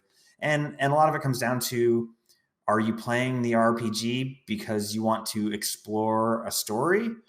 Or are you playing it because it's a power fantasy? Or is it some mix of both, or some other reason mixed with all together? But I think you'd find that the people who are playing the game, at least in part for a power fantasy, those people have no trouble figuring out how to get best in slot gear and no trouble acquiring it. And that's 100% because of their mentality. So I definitely get where you're coming from here. And I guess the final question it comes down to is, are you okay with the fact that almost everyone in the game will essentially not be able to engage with the systems because of this, right? Because we can say, oh, you know, if you're a bit curious, then it's not too bad. That's 100% true, by the way. But the thing is that we know from practice that this isn't the case. Most players are not going to engage at all. It's a lot like making the game is making the game easier a good thing? That's actually a really interesting question, I think, because if the systems are as complicated as they are right now and they aren't streamlined as they are right now, that is going to essentially prevent a huge amount of players from engaging with them in any way. It makes it really exciting and interesting for players who are engaged, but the barrier to entry is so much higher than most players are going to climb over that you end up in this really weird situation where, yeah, most players in open world do 3k DPS, right? Because they don't engage with the systems. I don't have a problem with that necessarily. Like, if they're fine with it, then, it's their choice. Yeah. It is weird. The chat summed this up perfectly, right? It is this really weird situation where the game is, and most games, right, are aimed at a very casual audience, but the systems are, in a lot of ways, very anti-casual, right? They really reward you for engaging with them, and in a way, I guess, as a result of that, they punish you for not engaging with the systems. Yeah, pretty and brutally, if- right? Like, you know, if you don't engage with the Guild Wars 2 system, you will do literally 10 times less damage than you could, right? And that's not even a joke. You know, hell, even the devs said this, right? This is something that Mike Z said, right? Is that like a really well tuned in player will do 10 times the damage of a player who doesn't understand the game systems, right? The devs know this, right, as well. This is not just something that the community knows. It's not me guessing. This is something that ArenaNet have actually said. And it's definitely true, right? Like you can easily multiply your damage by 3 by, you know, double it, triple it, quadruple it, you know, even more by really engaging with the game. I think the trigger is that not everybody wants to engage at that level, and like we've said, that's fine, right? Just different people have different things they like about games. Some people, they just want to like run around in open worlds and do map completion, and that's totally fine, right? But there are certainly, I guess, some things that ArenaNet could do to make their experience a little bit better, even if they don't engage with it, right? Like, even if they don't get to the points where they're like, oh, I want to figure out how to get best install gear. So something like, for example, giving them celestial gear in the chest from level up awards is like perfect for that. So yeah, I don't think there's necessarily a perfect solution, but there's just some tiny things they could do. Some tiny things to like just, I guess, like set, you know, sort of point people in the right direction. Like, hey, you might not want to like spend a ton of time figuring out great gear and the best build, but here we'll give you something that's pretty good in like almost every scenario. So that's just like perfect for that. I think that might be the solution. Just like more stuff like that. Setting people with the right defaults. Like they actually did something like this recently where they changed all of the default settings. I think that is like exactly the same category. You know, a lot of like, I guess, like more driven players, they will look at those settings. They will look at the settings guides and they'll try to figure out like, hey, what's the best settings I could be using? What should I be changing? A lot of people won't do that, and that's fine. But just getting those people a good set of like default settings is just helpful, right? Just because also it's not fun to die in open world, even if you're not like a super try hard. You know, just giving people a better experience, making them do some damage and be survivable, I think in the long term will cause a lot more people to stick with the game. So again, something like celestial gear in those chests is not just like, oh yay, it's so nice, we get more damage at Dragon's End now. I think it also will just actually help player retention, you know, where people will not give up as easily and will actually like stick with it a bit longer. Yeah.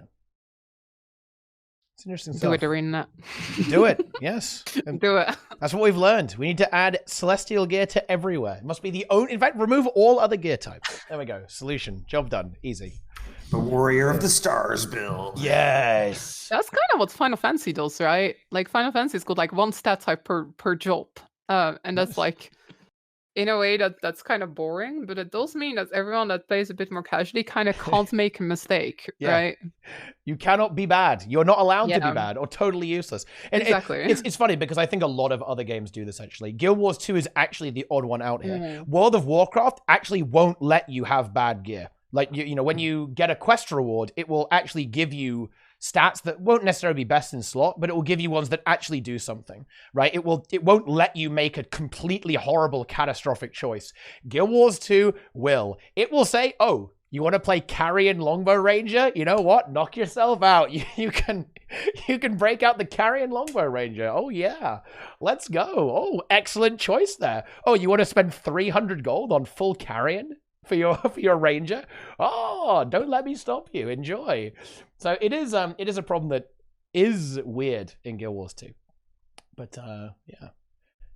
I think it's time to move on from this. You know, another TeaTime tangent. We love to see that. And the final thing that I wanted to talk about today actually was a bit of a zoomed out perspective of what's happened this year and also like what we might be expecting in 2023, but also a bit of a meta conversation about it actually, because I think 2022 has been a genuinely remarkable year for Guild Wars 2.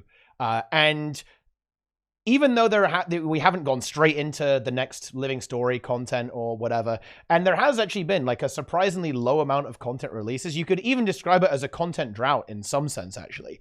I think that what we've learned this year is that it's not content alone that necessarily keeps the morale high in the community. A massive part of it is actually community management and the sentiment that the community has towards the company and the developers. And I think that's actually been a huge stride that ArenaNet have been making. I think everyone is actually feeling really good about the game and really optimistic for the future, despite essentially a low amount of content being released and more like a bunch of fixes, some world polish, right? And some trickling out of stuff like the legendaries, right? Some exciting events like the Steam release and Twitch drops and all that kind of stuff. That's been the meat of the content in 2022, and just a lot more communication, right?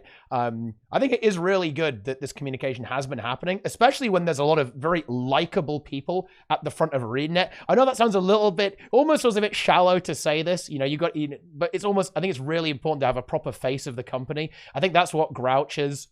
Colin being back is really good for that reason. And actually on the skills team, I think there's going to be a big sentiment shift actually, because people like CMC a lot. He's very entertaining, right? He's definitely kind of in the culture of the community, especially like the Twitch and kind of online culture. I think it's been a very interesting year for the game so far that we're now kind of wrapping it up, but remarkably good. I will always be impressed. I really want to give a lot of credit to ArenaNet for making a bit of a miracle happen this year, because they were in a very rough spot, canceling Icebrood Saga, having to whip out an expansion, not having any living story prepared right for this year, after which they would have wanted to, obviously. But they somehow managed to turn it around, make it ridiculously profitable. Everyone really likes the game, even though there really isn't that much going on whatsoever, and make it all the way through to a new year, and everyone's happy, right? I'm very impressed. I don't know about you guys, but I'm very impressed with a year of 2022 for Guild Wars 2. You love to see it. Yes. I think it's about managing expectations. Okay. Communication goes a long way. Roadmaps help, temper people's expectations. And that's good. Yeah. It's all about the communication. As long as you keep the perception that things are moving in the right direction, then it's the reality. And they've done that.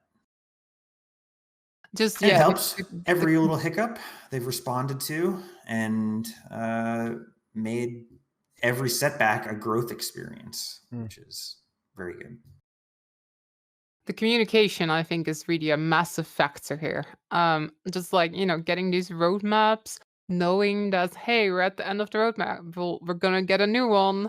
I think they've been very good at just kind of, again, going back to this conversation from earlier, but I think they've been very good at having these sort of, I guess, like relatively low resources patches that are very impactful. Stuff like emboldened mode, stuff like we talked about this earlier, but changing some of the default settings. A lot of people are really excited about that. It's probably just them flipping some like boolean somewhere. But a lot of people read it and were like, oh, this is awesome. I think just, very often you hear people in gaming communities say, like, I wish they would stop releasing content for a bit and instead focus on making the game better and fixing bugs. And that's kind of what I felt like they've been doing after EOD. And also just for a lot of people, Season 1 is brand new, right? Again, so smart though. A lot of that stuff has already been produced. I'm sure it will still a ton of effort to bring it back, but it's not nearly as much as a full season. So bringing that back, it's just... They've been very smart about communication. They've been very smart about making sure there's still always something to look forward to. But yes, I'm really excited for next year, though. Yeah. That's what I'm the most excited about. I think 2023 is a really important year for the game. I know you could probably say that about every single year, but if they're going to change stuff, if they're going to try different things, which they kind of are, right? We have a new leadership team with Grouch at the helm alongside JT and Colin as well. So it's a totally new leadership team, new skills team leader as well with CMC. Roy, that's a wild card. Like bringing Roy on, that's very controversial. He could break the game or fix the game. Yeah. You never know what you're going to get. You never know. Yeah, exactly. It's all Roy. Yeah. But it's a really big year because in a way, ArenaNet have said, yep, just give us some time. We're working on this. We're sorting this out. We're going to fix the game a little bit. But I get this feel. I think now they have to deliver on that.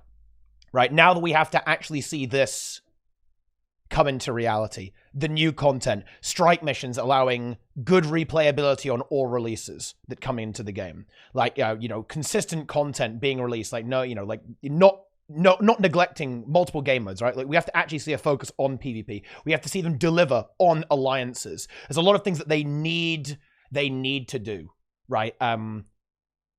And I think that will be interesting to see how much of it they can do. Hopefully all of it, right? I think they have been very careful with setting expectations, and that's really helping. And it's one of those things that when you're building up trust again, I think a lot of trust got shattered with the Icebrood Saga arc, for sure. Building it up does take time, and I think they've done a great job of that so far this year. Now, as you said, right, people are expecting a roadmap. Oh yeah, there's going to be a roadmap coming, right? And that's the exact type of mentality that you want to have in the community. You want to have people kind of know, to have certainty. I think uncertainty in what's going to happen with the game is the thing that creates the most anxiety and the most resentment and discomfort in the community, with people getting upset, getting a little bit rustled about what's happening with the game. But if people know, oh yeah, I think that's why they mentioned an expansion too, right? Because yep, there's an expansion. Yep, there's going to be another Cantha map, right? We know that. We know it's coming. We know alliances are on the way. Like, that level of knowledge, I think, really helps with keeping the community morale and community sentiment positive, rather than devolving into a toxic cesspool. But the problem with promising these things is that you do have to actually do them, right? And actually deliver on what they've said. And they've got a lot of goodwill juice right now. I think people are very understanding of the situation, the predicament the game has been in, with Ender Dragons having to kind of scrabble to get everything done. But that, of course, doesn't last forever. There is a point where you have to pay the piper, as it were. You have to actually do it. Yep. And next Tuesday, there will be a lot of paying going on. Oh, really? The Gem Store update. Oh, the maid outfit or whatever? Yeah. I think that's going to be the get your credit cards ready, chat. I know you guys. I know. Everyone in chat's like, haha, that's a meme. I'll never buy it. But then they're all going to buy it. Yep. Especially the Char players. Because, yep. Then they're going to unleash the schoolgirl outfit at some point? I mean... Never. Depends if Grouch and JT need to juice their retirement packages. They're saving it for a rainy day. Yeah. If Grouch has a baby Grouch that needs a college fund, you bust out the schoolgirl outfit. Easy money. Nice. There you go. That's something. It's an interesting one. I think the next strike is really important. True. The strike that's coming out. It's gonna be, for a lot of people, their first strike they encounter in the story. It's gonna be, our first post EOD strike. Oh, I'm very excited. I hope it delivers. Oh yeah, no, I completely agree with that. It's the next few releases, I think, are very important. Whatever this Cantha map is, that's going to be the standard. It's going to set the bar, right? This strike mission, it's what people are going to expect. If this next strike mission is amazing, then I think people are going to be very positive, because like, oh, wait, we're getting really sick strike missions outside of expansions? Well, you've kind of never... That's insane, right? That's crazy that we're having this replayable content. And the same thing with the next strike mission. Content, which is interesting, meaning that free-to-play players will now be able to play, like... the current end game content. So that will be a really interesting thing to see how that works. Like free to play players, they'll be like, well, what do I do at end game? Be like, well, go try the strike, and there's more of that waiting for you when you buy the expansions. Yeah, exactly. It is definitely good to have consistency. And I think let's see if they have the resources to do this, I guess. But I think it'll be really cool to add a strike mission to each story block. I think we've mentioned this a few times before, right? But it's very unusual that the first strike missions you encounter are Icebrood Saga right now. It'd be really cool to have one even in the core game, then Season 1, then Season 2, right? Then Heart of Thorns, right? Then Season 3, then Path of Fire, and then Season 4, right? So you have like a very consistent style of content that's coming through as well. But yeah, the next releases... very important, because that's going to be the benchmark. It's going to be what people will expect and what people think is going to happen. So if it goes horribly, Doom will return to these lands. Doomga will return. But if it's really good... I do suspect the normal mode will be rather easy, because again, it's core content, which means people will be trying it with core classes, and it has to be kind of beatable with core classes. So I wouldn't. But the CM can be anything. Like the CM can be Yes. as hard as they want it to be. Yeah, I've seen some people be like, "Oh, the CM has to be beatable with core classes," but I don't think that's necessary. I think it's fine to just have like the normal mode be beatable with core classes, and then be like, "Oh, you want to do the CM? Well, go get yourself an elite specialization first." I think they can go wild with the challenge modes. I don't think they have to necessarily consider the fact that it's in core as much. Wouldn't it be Because the super normal mode is straight. weird?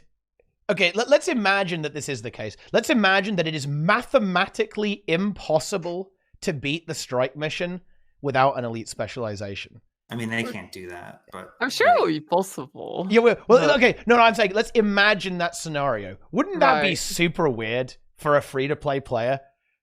You actually can't do it. Like, you know, you get the perfect DPS, the perfect comp, the perfect strategy, and it's literally you know what's actually the saving grace? Holy shit. ArenaNet knew. They made core Engie do 35k DPS. Actually true. Yeah. Oh my god. If you look, No, I see. I think it's perfect. I mean, wait, do you? yeah. No, think about this. You know, you go in, a window pops up that says, "LMAO, your DPS is way too low for this. Buy the X pack now and get the elite spec." And use my referral link. No, but in all seriousness, they can't do that. They would have to make it doable. I think even HTCM is doable with all core classes. Like, I don't think it would be super hard, but wouldn't it be doable? HTCM? I mean, you'd have to play with like Quickness Warrior and like a Lack Oh. Ranger. It Yeah, would be. It would. I'm saying I it's guess not in optimal, but theory- maybe it's I don't know possible, if you could make the DPS right? check. Honestly, I don't. It would be I don't very think you tough, could. I think. It would be really tough. I feel It like would my be, like, point isn't really hard. necessarily about like whether it is mathematically possible. I mean more like I don't want them to tune down the challenge modes where it is like very easy because it happens to be in core. Does that make sense? I don't want it to be at the points where they're like, oh well, we can't actually make it like even mildly challenging. And they'll make it like, I don't know, like who knows, like Frainer of Jormak difficulty will be the CM or something. I think it is fine to say to players like, yo, normal mode is for you, and challenge mode, you can try that too, but you know, that's probably what you want to get back to once you've played a little bit further. I think it's fine to have that, Yeah. and to sort of expect people to buy an X-Pack. I don't think there's that many people who play Guilds 2 like long term and who never end up getting an expansion. I'm sure there's some, but I don't think that has to be like that we have to like sort of like limit the content just because of those people existing, if that makes sense. Yeah. Yeah, I don't think it would really guess. make sense to limit the content like that. It would limit the design space so Yeah. much, right?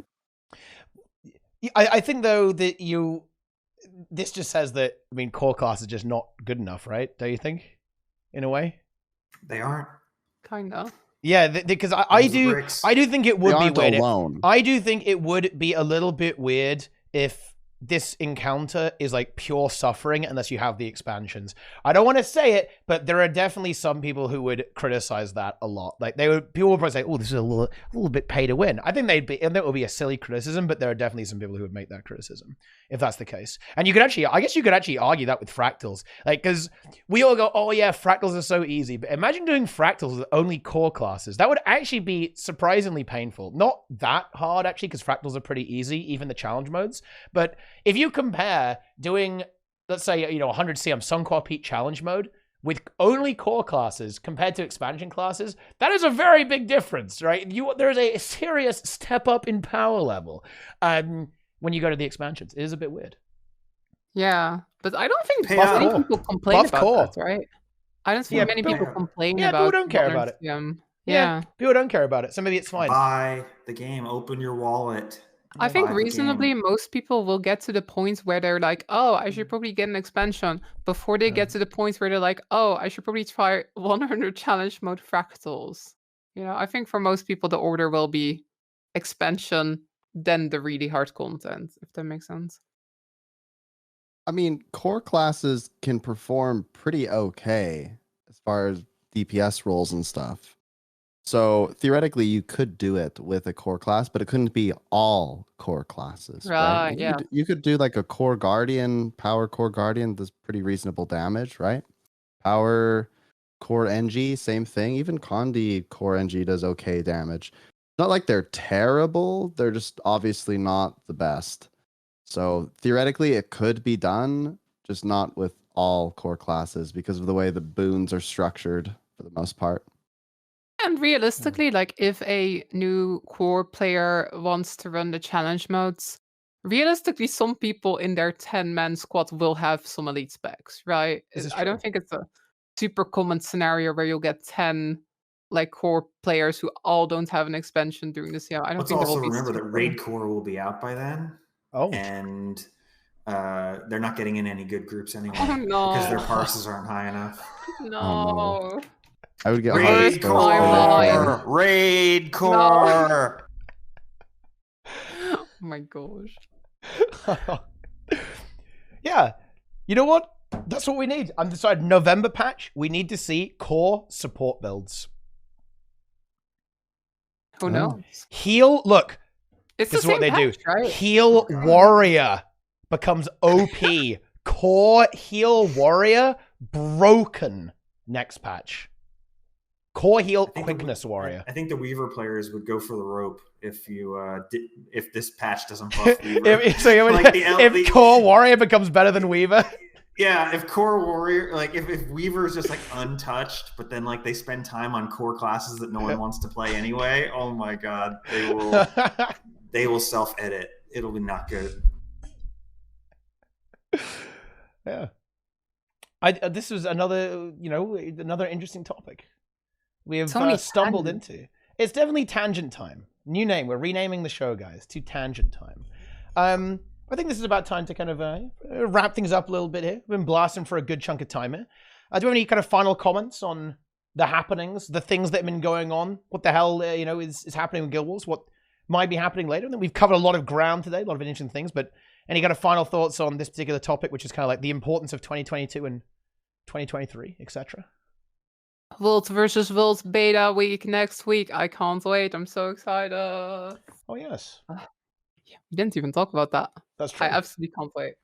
It's the only time I play World versus World, and I'm gonna finish Conflux. I'm actually really excited. Ooh. Finally. That is exciting, actually. Yeah. Are you getting ranked 10k? When are you going ranked 10k, Lara? I'm like rank 300 or something. Nice. Not bad. Not bad. Yeah. In my defense, I played a lot of World v World before they added the ranks. Okay, I would totally have been ranked 10k otherwise. Okay, totally. okay. Easily. Yeah. Easily. I like that. Yeah, this might sound a little bit weird, but my alliances hype has actually completely dissipated. When they started doing the test, I was like, whoa, hang on a minute. Wait, ooh. I'm excited. Let's go. I'm ready for this. But then it was like, okay, it became very apparent to me that alliances and the actual system itself isn't going to be implemented until at the earliest, the middle of next year. I was like, okay, right. Well, we're just, we're gaming. We're just blasting, and I'm just going to play. But yeah, I'll be very excited when that happens, but it seems pretty obvious that we're not getting anything anytime soon. I do like the in-game mails, though, actually. I like that they're trying to communicate with players about, hey, look at this thing, right? Come and play the game. I think they should go further with this. I'd love to see them use the loading screens to communicate stuff to people, right? Like, oh, look, go and play some World vs. World. Ooh, exciting times. Very nice, right? I like that. That's great. I hope they do more of that stuff. But yeah, my alliances hype and world restructuring hype, it's simmered down a little bit, but I am really looking forward to the system overall. I think most of the work they're doing right now on the different betas is sort of on the back end, right? There's not that much changing between the betas for us, the players. Just kind of makes it not as exciting, maybe, because it's all back end stuff they're doing. Yeah. And that's going to be the case with alliances too. I mean, I imagine they're working on a lot of the interface stuff, how the system actually interacts with the servers, all that sort of stuff. With a system like this, with a systemic rework, they're not really changing the game mode that much, right? All they're doing is changing the way it works behind the scenes, essentially. I think a really exciting thing will be when they do reward reworks. That will be one of the next things, I think, for World vs. World, and that could definitely be really fun and very exciting too. But we'll have to see. There'll probably be a World vs. World reward manifesto as well. All these manifestos. Yeah. Just keeps going. It's a funny word. I think it's because it has certain connotations to it, which we definitely won't bring up here. But it is a funny word. And I do like the idea of the the balance manifesto.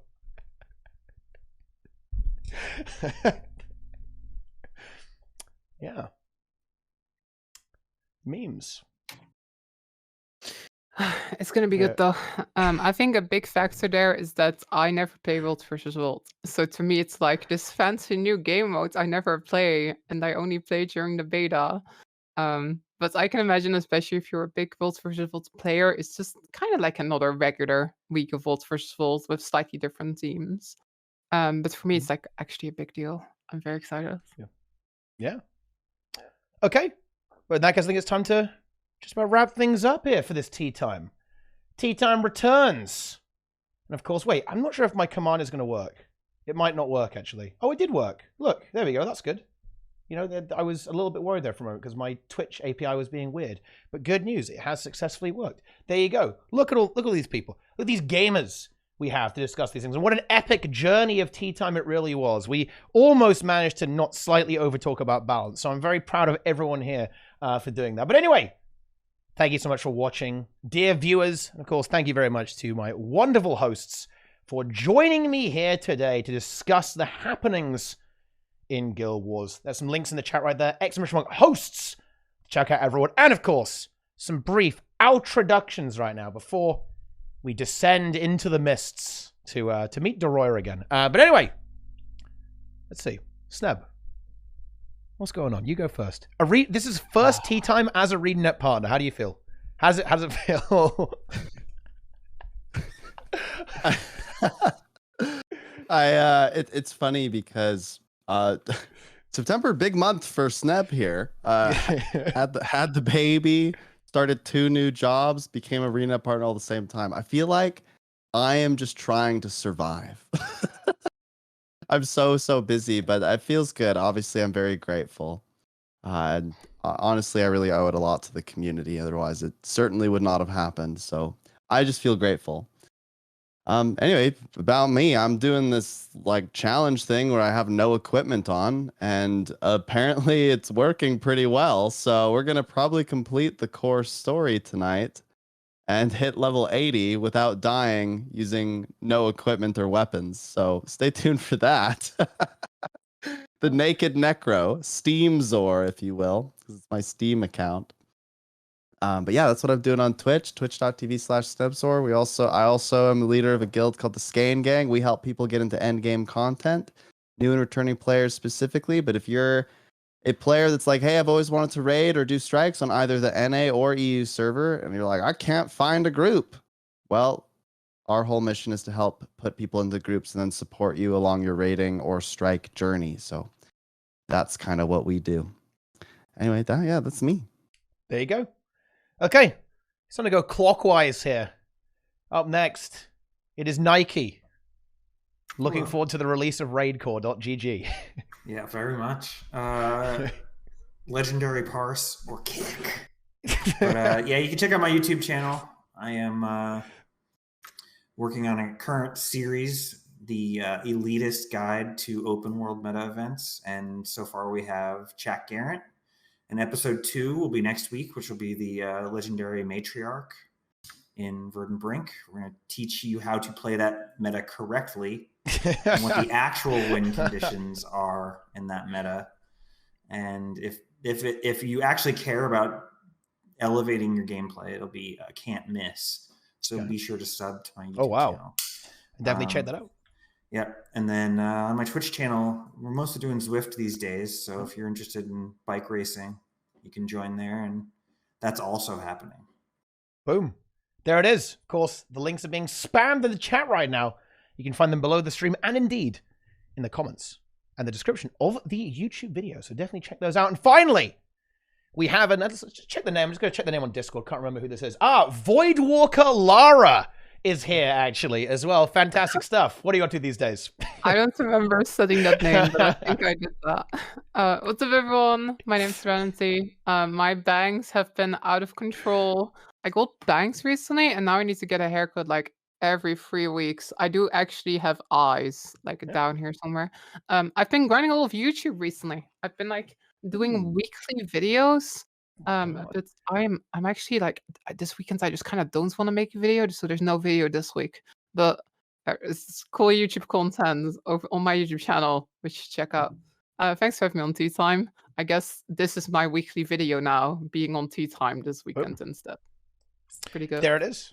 Then they go and check all of that stuff out. Again, hosts.